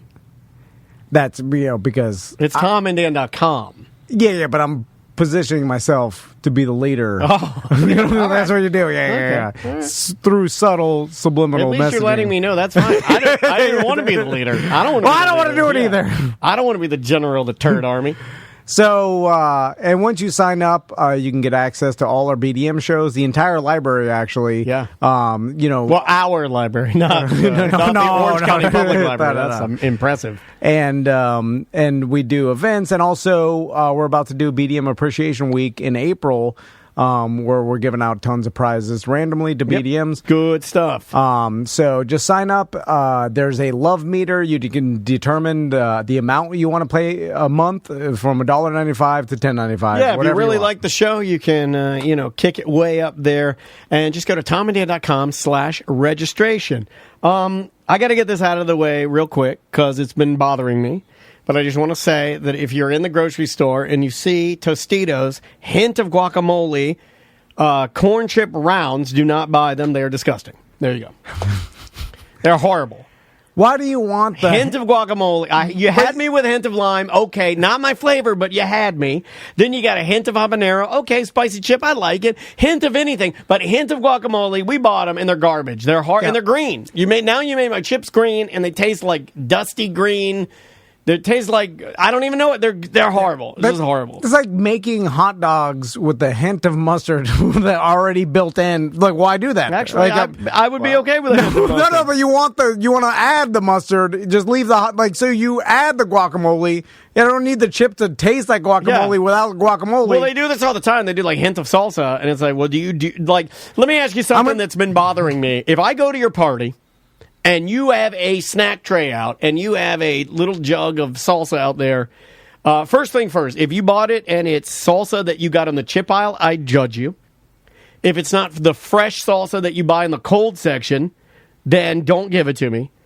And if I go to dip the salsa and the only chip you have for me is an already powdered chip, I judge you real hard. If I'm dipping salsa with a Dorito, we got a major problem at this party. You know they have hot dogs with cheese inside the hot dog already. It's gross, Kenny. By the way, Kenny's here. How you Kids doing, love Kenny? him. Kenny's here. He is the cheese hot dog of podcast guests.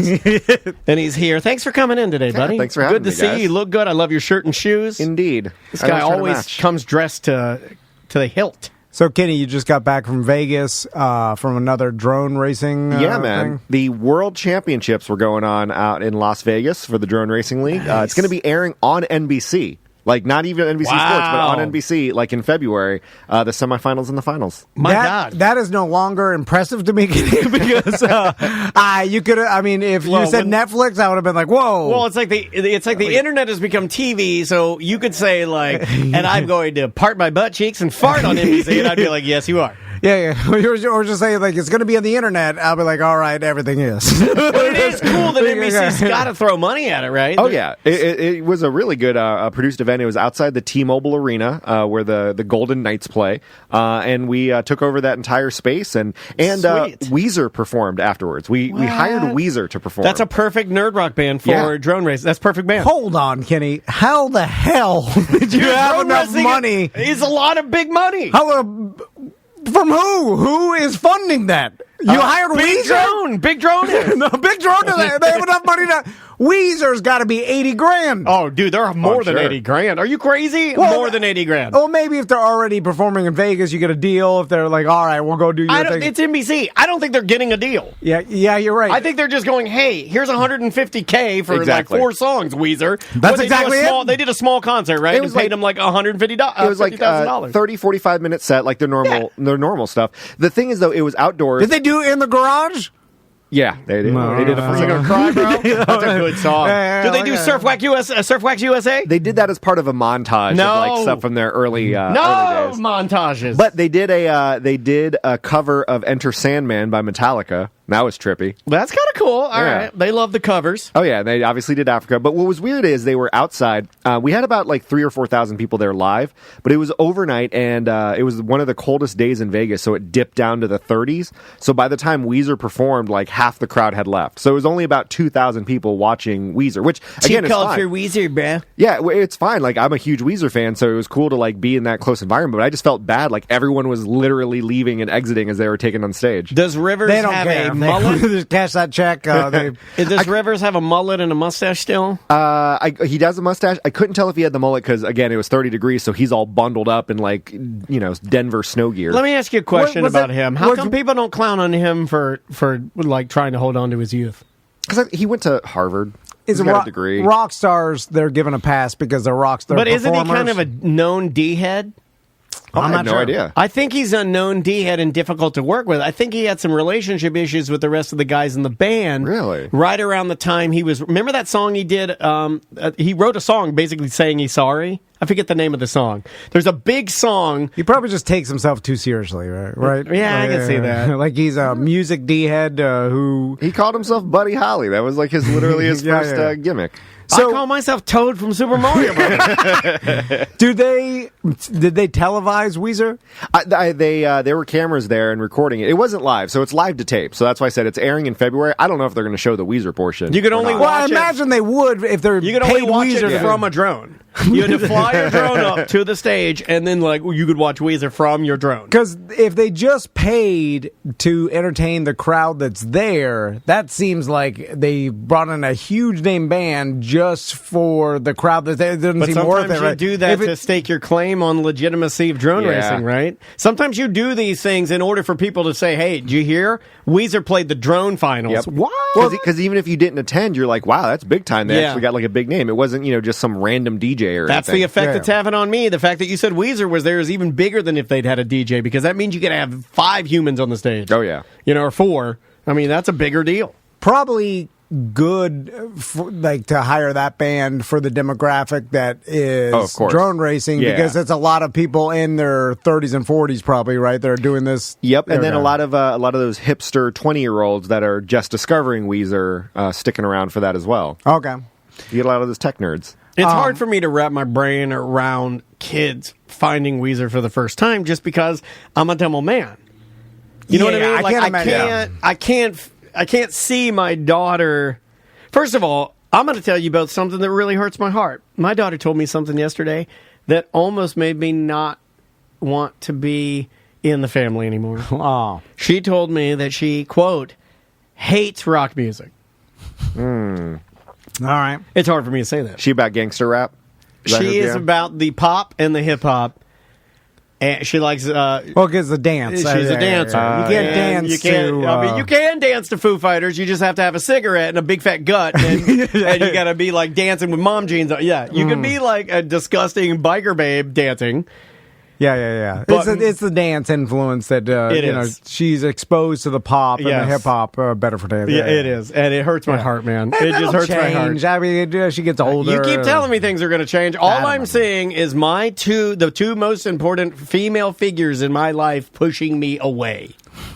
That's all. Their wife is pushing away too. They all because they're just both pushing me out. They don't need me, Tom. Well, I need and you. These little things. I know you do. I can't work the computers. I'll always need you. I know it. I'll always need you. There's no chance. Don't leave me, man. Because you're all I got right now. You're all I got right now. I can't. He's smart. He knows not to train the next person how to do his job because you're basically training your replacement. No, he just doesn't want to. He's too lazy. Yeah, too lazy.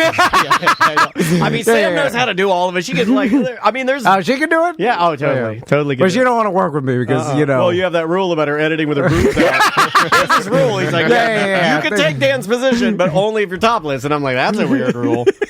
Weird. It's a house rule. What'd you do in Vegas besides did you do anything, the drone racing? Did you do anything illegal? Did you do any drugs? I got offered cocaine. Yeah, you look like a cocaine guy to me. So you look like a little less than zero. Obviously you see how I'm dressed now. So when I'm like out and about, I'll like have the flashy. Yeah, you're wearing a full Indian headdress and a full. It's weird that you came back. It's with the Washington Redskins shirt. I was like, I did what message are you sending? You were yelling something about they should have never changed the name, or I got inspiration from Roddy Piper in WrestleMania 7, like the half blackface. Have you guys ever seen that? No. I have gone through and Googled everything that's been horrible in wrestling, and my favorite, that's up there. Yeah. But my favorite is Harlem Heat when not Stevie Ray, that was his partner, when Booker T says the N-word to Hulk Hogan. Oh, yeah, that's right. It's the single greatest moment in wrestling. When you watch it, because he's like, we coming for you, N-word! And everybody's like, including him. His brain stopped. He's like, well, I did it. I went too far. I like when Daniel shows me like a montage of Vince McMahon being super sexist. I'm like, oh, look at him go. I mean, he's literally like, it's a different time. He's like I shouldn't laugh at it so hard, because that's kind of a testament to me. There was like a time when Vince McMahon was like making out with a woman in a wheelchair in the ring and then pushes her over the ring. I'm like, what is happening? Oh, yeah. Vince McMahon said the N-word once, and it was like, it was part of it. He goes up to Booker. I thought it was an A. I thought he used the A. But he still went up to Booker T, and he's like, what up, my N-word? And then, like, Booker T is like, what? They played they loose. I mean, loose. And no big deal. It's fine. Booker T. It was somehow a different time, but more people were watching it. More people saw it. Also different time. Booker T, Hall of Fame, still does play-by-play.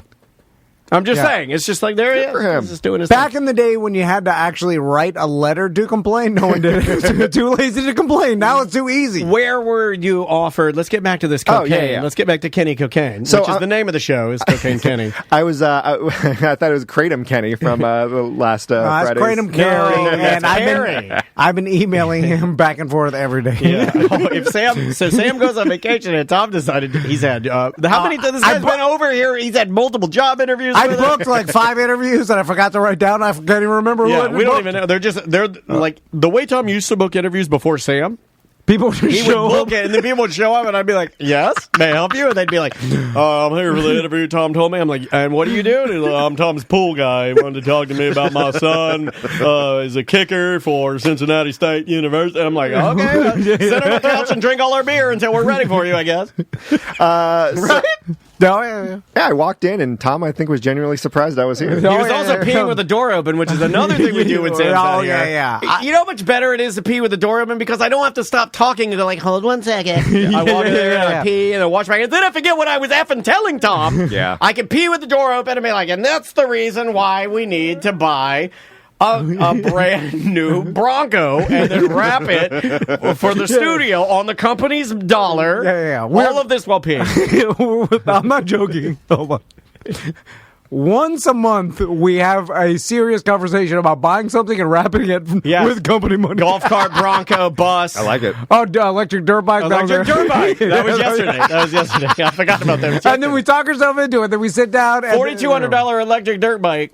Yeah. And then we're like, I had it in the cart. I had it in my cart. Would the wrapping be just as much as the dirt bike? No, we get a listener to do that for free. Or just give him some of the Chinese garbage we buy. Here, take some hats. We'll do this one. This is a new one. And he does it once because he thinks he'll become famous. Then he realizes that's not the case, and then he tells his wife, he's like, this rap thing, I told you, Tom and Dan are talking about it. I'm going to have so many raps, I'll have to make a waiting list for rap. Yeah. That's not the way it works. It doesn't work like that. Yeah, nothing actually happens. No. Nothing. Nothing. Like, in fact, sometimes that guy doesn't even rap it because he gets divorced or his drug problem. He can't make it over to the studio. Whatever happened to buy Glass Hole? Like the guy who did that? Don't talk about it. No, I'm joking. I don't know. His dad. If you want the honest truth, I believe his dad was the patriarch and owned the business, the glass etching business, and did not want to be associated with the Golden Wieners. No, he just stopped doing it. I think. Yeah. I don't think his dad liked the throbbers. Every time we had something etched, it was a throb. Everything we etched was adult. It was like everything we did was vulgar. I just think there's not that much money in the glass etching business, so he just moved on. Glass is hotter than it's ever been. It's like a lot of money in shipping, and then it's like, well, how much money? But you know what? People want him back because I'll tell you right now, the thing that gets mentioned more than almost any premium that we ever gave away as a podcast, now I'm being serious, is that those throbber mugs that Dr. Glasshole did. Mm-hmm. Those things get mentioned once a week. People always talking about the throbber. At this point, they're legendary. Like, who would give that out? No, I know. But I'm surprised we were even allowed to give those out. Like, I think back to it now, and I get a little embarrassed about it. Like, I didn't used to have that. I didn't used to have any. I didn't even tell the bar. Yeah. I think it was the kid. Having a kid, I think, made me go like, wow, you guys gave away like 300 mugs that had an etched veiny wiener on. Dude, the Christmas ornaments, I promise we'll talk about cocaine here soon, Kenny. But we'll get to the cocaine. We'll get to cocaine, but we're talking about wieners right now. The wiener ornaments we did for this Christmas, I didn't realize how embarrassing it was. Oh, it's horrible. Until we were having a conversation, and my mother-in-law, my sister-in-law are there at the dinner table, and then Crystal's like, tell them about the ornaments you Why did. do they do that? Why do our wives do it? My wife will do that with Did you tell my dad about the wiener ornament? I'm like, I will never tell him about the wiener. What are you doing? Well, I started to they say like, oh, we did this thing, and I was like, I don't know why they put it on the tree. They're so bad. Or like, it started as a joke. We were trying to prank Tony to make him, tell his Chinese contact that he wanted to, and then he made these things. And then I started pulling up the picture to show my mother-in-law. Too much. And then I pulled it up. I looked at it. I'm like, I can't show her this. and then that's when I got embarrassed. I was like, I can't even show her this. And we made a lot of them. And we're selling them. And then I was like, oh, what have I done? Anyway, it's the spirit of the season. So, who offered you cocaine, Kenny? So I was walking from the hotel I was at, which was near the T-Mobile Arena. And that's where are you staying at? At the fancy place? Park MGM. It's right there. What'd you have? What kind of room did you have? Just a standard king room that faced the arena. Did you bring back any ladies of ill repute? No, I didn't get the those little flip cards that everyone passes out. Yeah, you got to get the flyers and then make a couple phone calls. Yeah, how do you find those now that there's no such thing as taxis anymore? It's all Uber. Did the Uber drivers give them out? Oh, I'm sure there's some Uber drivers, but no, it's the guys who like stand on the sidewalk with the sandwich billboard. But that's not what you want. For you, I think you got to go on Rub Maps. You're a Rub Map guy, I feel like. I can see it in your eyes. Tall. Yeah, tall guys love Rub Maps. If you're not familiar with Rub Maps, I think it's like it's like Google Maps, but for whacking it. Is there a section with the massage table with the hole in the bottom like we were talking about? Haven't been on there. In a minute. I think don't that know. only happens in the videos. Yeah, I don't think that's a real thing. So to tantalize you guys a bit more, Yes? so I was walking to the main part of the strip that had the casinos, and I'm decked out. I got shiny jacket on, like bright red pants and everything. Walking down there, and I get the stereotypical like person. It's like, hey, nice outfit. I'm thinking they're just making small talk. And then they did the whole, hey, You know what would make that outfit better? Some cocaine. because they were like, so what are you up to? And I'm thinking it's going to be like try to get me to a strip club or try to get some escorts or whatever. And I'm just like, I'm just going to the casino. And he goes like, well, I'm a drone racing man. I'm here for only business.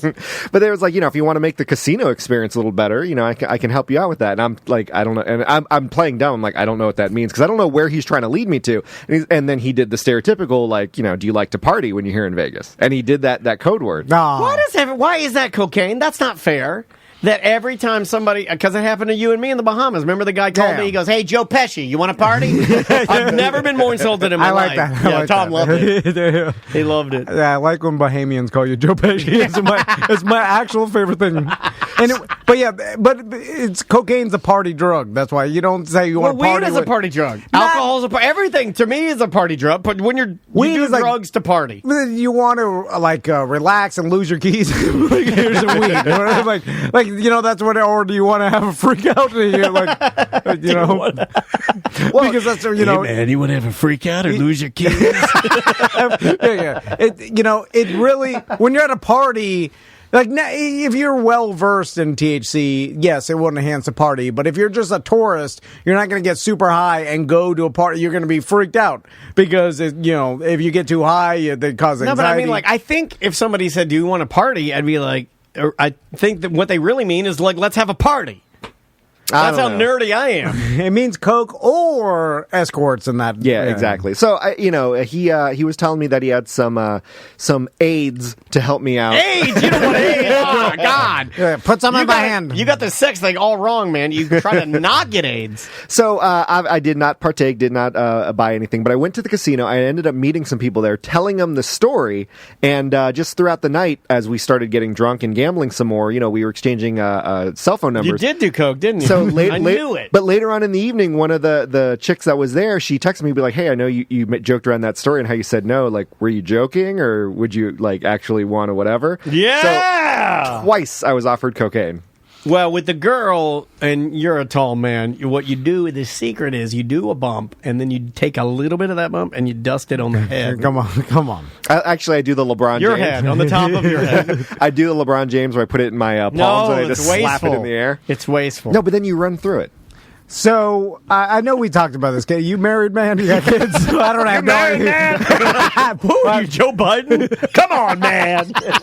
Why would you yell at him like that? You married, man? No kids. Got the dog and cat that control my life. Oh, yeah. But he's married. You're married, though. Yeah. So you always ask that. This is like the sixth. I don't know. I think Tom's interested. No, That's why. last time I don't know. You were here, you asked Sam if Kenny was married, and she said, yeah. And you go, really? And you're doing it. Like you were surprised. Well, I am Joe Biden.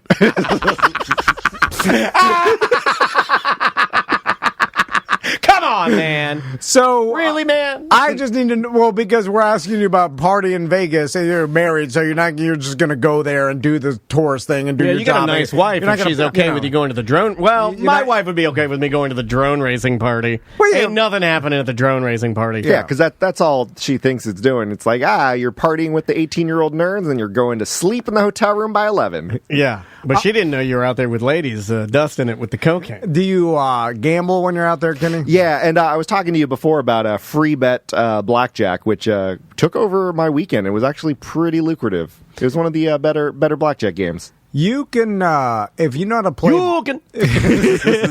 if you know how to play blackjack, it's really the only table game at the casino that you have, at least, I mean... You can grind at it, it's too, like, man. if you know how to count cards, you have an advantage, but if you just play by the book, it's a 50-50, and that's the best odds, really, of all the games. The best thing, though, is you have to be at the table with other people who also know how to play. Yeah. Because we were talking about poker before. You can't just have people willy-nilly just going, let me just double down on, a 3. Oh, yeah, of course. And then there's also casinos, and I bet it happens way less nowadays because the internet exposes everybody's secret, and then they'll tell everybody, and then all the sharps and the professionals will go, they get the advantage, and that's not what it's for. But casinos will do these like promotions every once in a while where they actually will give out better odds, like give the actual customer better odds than they get just to get them in, right? And but is that what this free bet deal is? But I'm not sure how if that changes the odds enough, because you said there is a stipulation. Yeah, so in free bet, it's an actual table. It's not like a promotion or anything. Basically, any sort of split or double down, if it's like a 9, 10, or 11, they give it to you for free. So you can win 1.5 times your bet, and without having to actually put up your money. The trade off is 22 is a push instead of them. So busting. You're giving the dealer an extra. Correct. You're giving them extra, and you'd be surprised. 22 happens a lot more frequently, which is why they agree to that trade off. And if they agree to that, that tells me that then by adding that, then your odds are back to them getting the advantage again. Yeah. But it's an interesting way because it might be fun for you if you've never played it. And it also changes how you think about blackjack, too, because you're not typically playing by the book anymore. You're playing by this weird, insane rules. Yeah. I have a problem with that. It's like when Uno added new cards a couple weeks ago. I'm like, not in this house. I'm traditionalist. Traditional draw 4. We're not doing draw 4. Now they've got a reverse draw 4. A skip draw 4. They're just, what? I mean, some things. It's that too hard to stay relevant thing, because it's like you just keep to the classics. People are still going to buy it. You don't have to freshen yourself up. But I do now I've always been a bit of a sucker when you say this free bet poker. I've liked myself Caribbean, when you see, I like those games because they're different. Or Spanish it's not that 21. I think I'm going to win. I never think I'm going to win. But if it's something different, I'm kind of into it and sometimes I like the ones that I don't know, because if you can get the Russian real lady dealer to kind of help you a little bit. You know what I mean? That's kind of fun. It's like I enjoy the process, especially when they they take a peek with that weird mirror, and then it's like, do you want to take a gamble? And then they give you that little nudge. I always thought it would be fun in some sort of strange fantasy scenario that I'm on a cruise ship and me and Andrea get into a fight, and I just go to the casino and I'm just talking to some real woman Russian dealer, and then she asked me if I want to go down and see the. Where the quarters where the staff works. And then you're doing a jig, with people playing the fiddle. Well, I just go down. I'm not saying that I'm going to cheat on my wife or anything, but I go down there and it's just like a whole different world, and it's so much more fun. Everybody's dressed in browns and grays, A lot of those Applejack hats or those Peaky Blinder hats. The potato sacks. Yeah. I've never gone to a casino with a sizable amount of money and sat down at a table and then just played for what I'm saying. You went to Hard Rock one time for a poker tournament. I remember you dedicated a whole day to it. What do you? I remember one time you went. No, that was a poker room here. Yeah, but I'm just saying you went with the intention of, and it was playing for World Series of Poker, wasn't it? They were paying me to be there though. Or I got invited. I think you got invited. I got a free roll from Jimmy or something like that. Yeah. You know what I'm saying? And playing cards is different because it's You mean just longevity. $2,000, you show up and you're ready to roll. Or just sometimes when we used to go on a cruise or something, someone to sit down and play blackjack with $500 or $800 or whatever, and that's what they brought to gamble. I can't. Even though I could gamble $800, I would just feel horrible if I lost it to the point where it would ruin my time. I never had $800 just to lose. No. Especially in a game where I know that the probability, unless I'm counting cards, is that I'm going to give it all away. There was a time when I was a young man, I think I was 14 or 15, where I'd saved up. It wasn't the most amount of money I'd saved up, but I'd saved up $400, and I put it in my wallet, and we were in Daytona doing something as a family, and I misplaced my wallet at the particular place we were at, fell out of my pants or something, and I lost that $400, and I remember the feeling I got, it was I remember the feeling, right? So now, if I lose something, even as small as, let's say I misplace a $20 bill, it's happened before, I go to take out money to do something, and then I just misplace it. I get that same feeling, and it messes with me, man. I get an anxiety feeling about losing money. Yeah. It's I a get like waste of- triggered yeah. by. I Do you hate try that to word, chase but- it? Do you try to chase it back and at least I try to break find even? it, yeah, and it'll become obsessive to the point where, like, if we were going out to dinner and I took $20 or $40 out or something, and then I couldn't find the money, like, I get to a point where I have to look for that money to the point where I would let Andrea go to dinner and do whatever, and I just have to stay here and look for the money. Or do you do it even crazier? So let's say you go out to dinner and you pulled out 20. You lost the 20. But then it's like, I can't find it. So when I go out to dinner, I'm just going to get a soup and water instead of getting what I normally do to make up that 20. Crazy. That's crazy. I would never do that. Yeah, I don't do that either.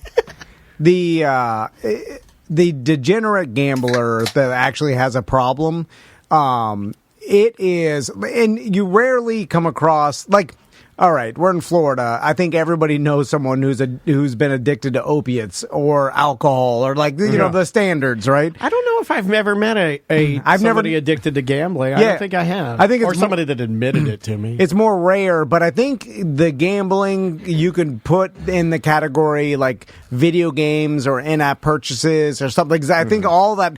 My son Max just realized, like, on his iPad he can basically get different apps and different games, right?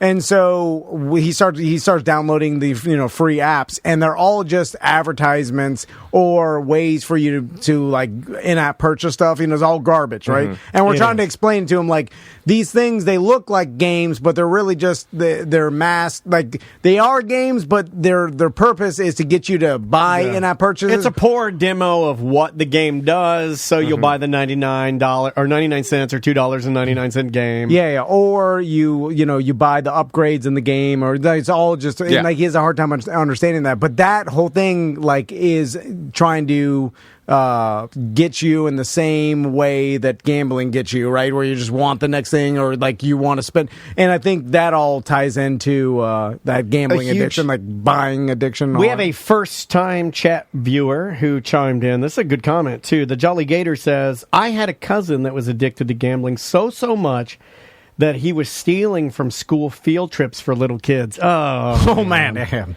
That's sad. So one of the biggest signs, too, problem. is if they're at the table and let's say they lose all their money, they're like, hey, I'll be right back, save my seat. And they go to the ATM that's in the casino and they pay like the $12.99 service fee. Well, I would do that at the strip club, too. I don't want to be clowned for $12. You know what I mean? Yeah. And then. But they usually walk you to the ATM machine, which is embarrassing. Oh, that's shameful. Yeah, the lady will walk you to the ATM machine. And when you're delusional about the odds, it becomes a sickness, right? You're like, I think you're better. You think you can beat the odds, which is the sickest thing you can say. Yeah, it's like you cannot beat a finite. Yeah, exactly. Like 1 + 1 is never going to equal 3. No, and you're trying to make it now.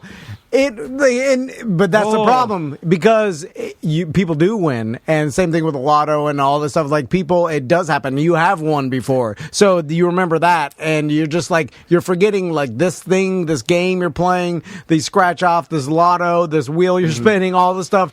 It, like, long term, it is 100% impossible to win. It's that Mitch Hedberg joke. They advertise people winning, but that's what happens the least. 100%. 100%. So I channeled my inner Tom Van to go back to Weezer for a second. So in every single concert, they'll always end the show, leave the stage, but then just stand at the stairs for like 5 Mississippi and then walk back on for the encore.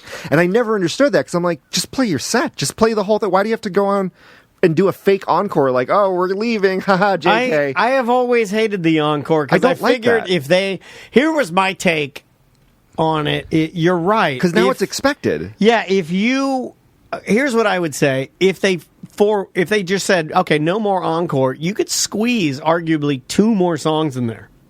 Yeah, because they always do that thing where they leave, but the lights stay down and the crowd starts chanting.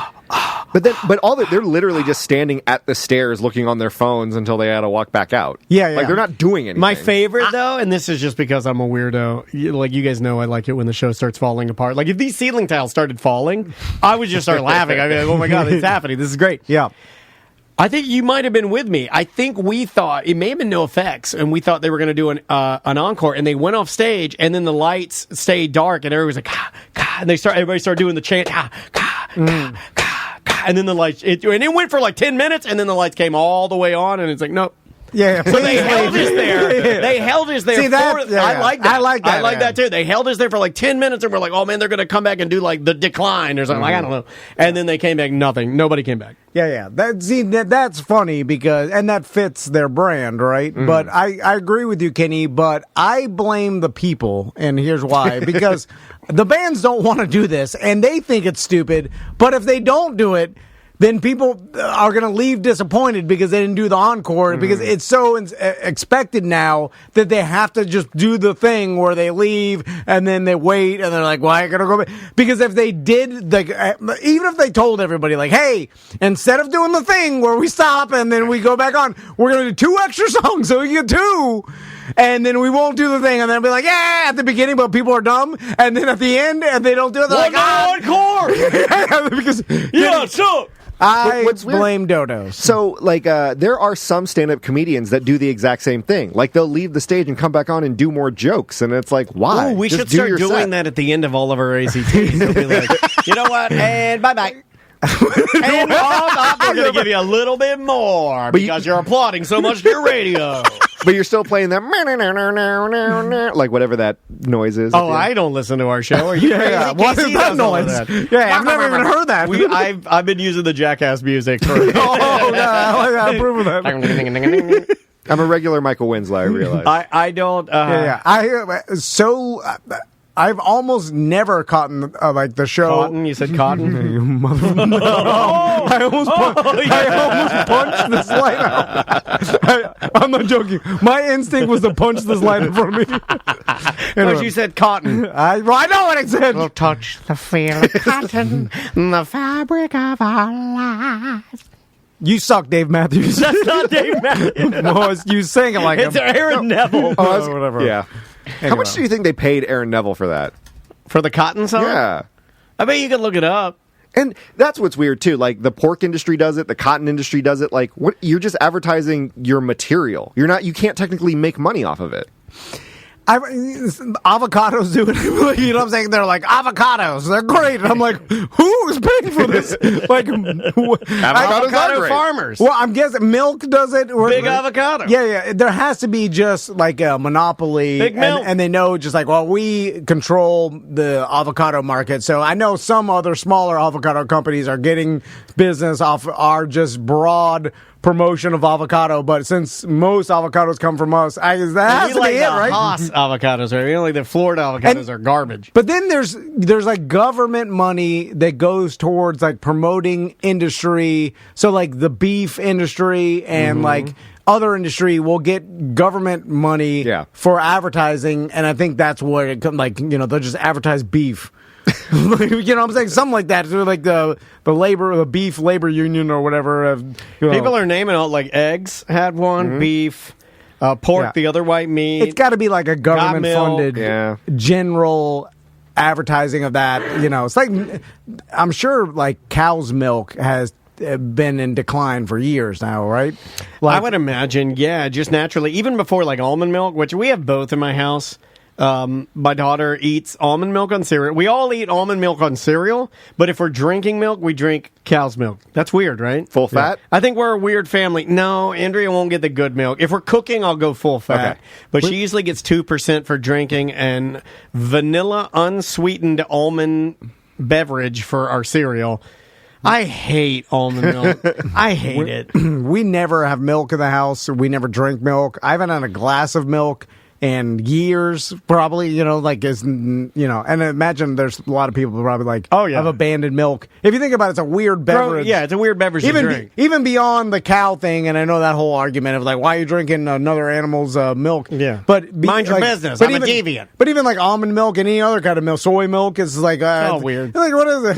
Is it water, a beer, or White Claw? White Claw lemonade. Lemonade's amazing. Iced tea. Like, it's better than milk. I don't know. Lemonade's real lemonade. Like you go to like an Asian restaurant, like a real good Vietnamese restaurant where they make the lemonade. They have sugar crystals in the bottom of the glass. Oh my god, it's so good. But like the milk is an odd thing. But there's two things I gotta have regular full fat milk: cookies, and then for whatever reason, I'm the weirdo that if I eat ice cream, like cold ice cream, like not that there's hot ice cream. I'll pour a little shot of milk in a glass. I like a shot of milk after my ice cream. It just tastes good. That's weird. It is weird. It just like full fat milk after ice cream tastes really good. And milk with spaghetti. Got to have milk with spaghetti. Milk with cookies. I heard you guys talking about that. Thing, yeah. Growing up, I'm a trashy person. Growing up, it was always the healthier option. It's like soda or water or milk, but milk was the healthy choice. So that's what we drank with every meal. Like Maisie, if I ask her what she wants for dinner, I'm like, "What do you want to drink for dinner?" She'll be like, "Diet Coke." She's like an old construction worker. She's like, "Sprite." I'm like, "Well, you don't get that now. You could have water or milk or orange juice." And then she'll say orange juice, and then I tell Andrew, I was like, "There's too much sugar in that. Let's go water." So we tried to go water. Remember when they tried to push on us that everything was this about vaccine? Yeah, I remember. No, I remember that. But similar to that, this is why people don't trust, like, I guess, the message that either advertising is trying to put out or whatever, because you remember when everything was about like low fat, right? Mm-hmm. And that was the whole thing about in this book I was listening to, they were talking about how bad that was for basically the entire world. More but really, sodium, more sugar. It was pushing like more sugar and carbs, and they're like, don't get more flavor. Don't eat the fat. And then they were coming out with like low fat everything, and that was the marketing. And so people were eating cookies and stuff because they had low fat, and they're like, and then everybody got morbidly obese over a certain decade or whatever, and then a lot more health problems and stuff. Like it caused a bunch of deaths and like problems with our society because they were marketing the wrong information to all of us, and we just believed it. That's I think why people are so skeptical of things. They're like, wait a minute, and chat room chiming in. We got a lot of people that like milk after their ice cream. A lot. Well, yeah, it must be a thing. I'm telling you, I just never heard of that. Milk after ice cream. It's not a lot. I just like a little shot of it. It just tastes really good when you have a cold milk mouth and then you drink full fat milk. Just try it. I'll bring an ice cream on Friday. And you eat a scoop of ice cream and get it all cold and then take a sip of full fat milk and you'll be like, oh, wow, that's amazing. I don't know why. It is like more of the same, though, because it's like ice cream is basically, cold milk. It's almost a palate cleanser, though, because there's no flavor to milk compared to the ice cream. So it's like a palate cleanser. Yeah, but don't you want your palate cleanser to be something different than the milk you just ate? You know what I'm saying? Like, I'm not looking at it as a cleanser. I'm looking at it as a compliment. It's like an accompaniment. Yeah. It's like having some sort of wine with your steak. Yes. That's like the best. That's a great analogy. Have you ever had those Olestra chips that give you the doo-doos? I do. I used to love them, and then they took them off the market. Did you get all the doo-doo crates? I am one of the people that can eat or could have consumed the Olestra chips from now into the end of eternity. And look, I got IBS. Yeah. So things are all screwed up in there. But for whatever reason, the Olestra chips did not give me, my dad, or my mom the doo-doos. And I remember when they came out, my parents... But it's weird that they pulled it off the market for that when you'd think they'd still make it with the warning, hey, don't eat this if it gives you issues. I think the damage had been done after you've had to write the word diarrhea on your bag of chips. All things are all right. I think you're done. Once you've taken something that people consume and you have to write in little print on the bag of Lay's diarrhea, you're like, well, this is, we failed. What? Why did they give you diarrhea? They didn't give me diarrhea. They had a chemical in there that to most people would react with their digestive system and would give you oily orange So instead of frying it in like canola oil or whatever vegetable oil, Olestra was this special oil that didn't add any fat to the potato chip. Yeah, so we can have, it's like having a cigarette that doesn't give you cancer. I mean, it's out there. You're going to have... But it just gives you diarrhea. Which is not that bad. Dude, if they had cigarettes right now that only gave you diarrhea, I'd be a smoking mother... Yeah. You're right, because everybody gives diarrhea a bad rap, but it's not actually that bad. It's not. Like, not to be too graphic, but like... You're not. This is science. It's Science Wednesday, right? The opposite of the diarrhea is actually worse than diarrhea. Like, that should be a warning sign, but the diarrhea, I'm like, that doesn't scare me away from doing nothing. You're right. I agree with you. The diarrhea itself isn't bad. It's just the inconvenience of when it's going to happen. That's the only bad part. Well, it's just the are you a timing of it. baby? Do you have to? I have to do it now and in my pants. You're not. What are you, a baby? Well, what you're describing, Kenny, is explosive diarrhea, and that will scare me away because you're right. Because then I don't want to have a problem in the middle of wherever I'm at. You know what I'm saying? But like controllable, non-explosive diarrhea is fun. I'm looking up Olestra. Yeah, you should. And they should make a difference when they tell you may cause diarrhea. Tell me if it's explosive or controllable. Controllable diarrhea sounds like an awesome punk band name. All right, I got it. I got the wiki on Olestra. It was a fat substitute. It added no calories to products. Late 90s, yep.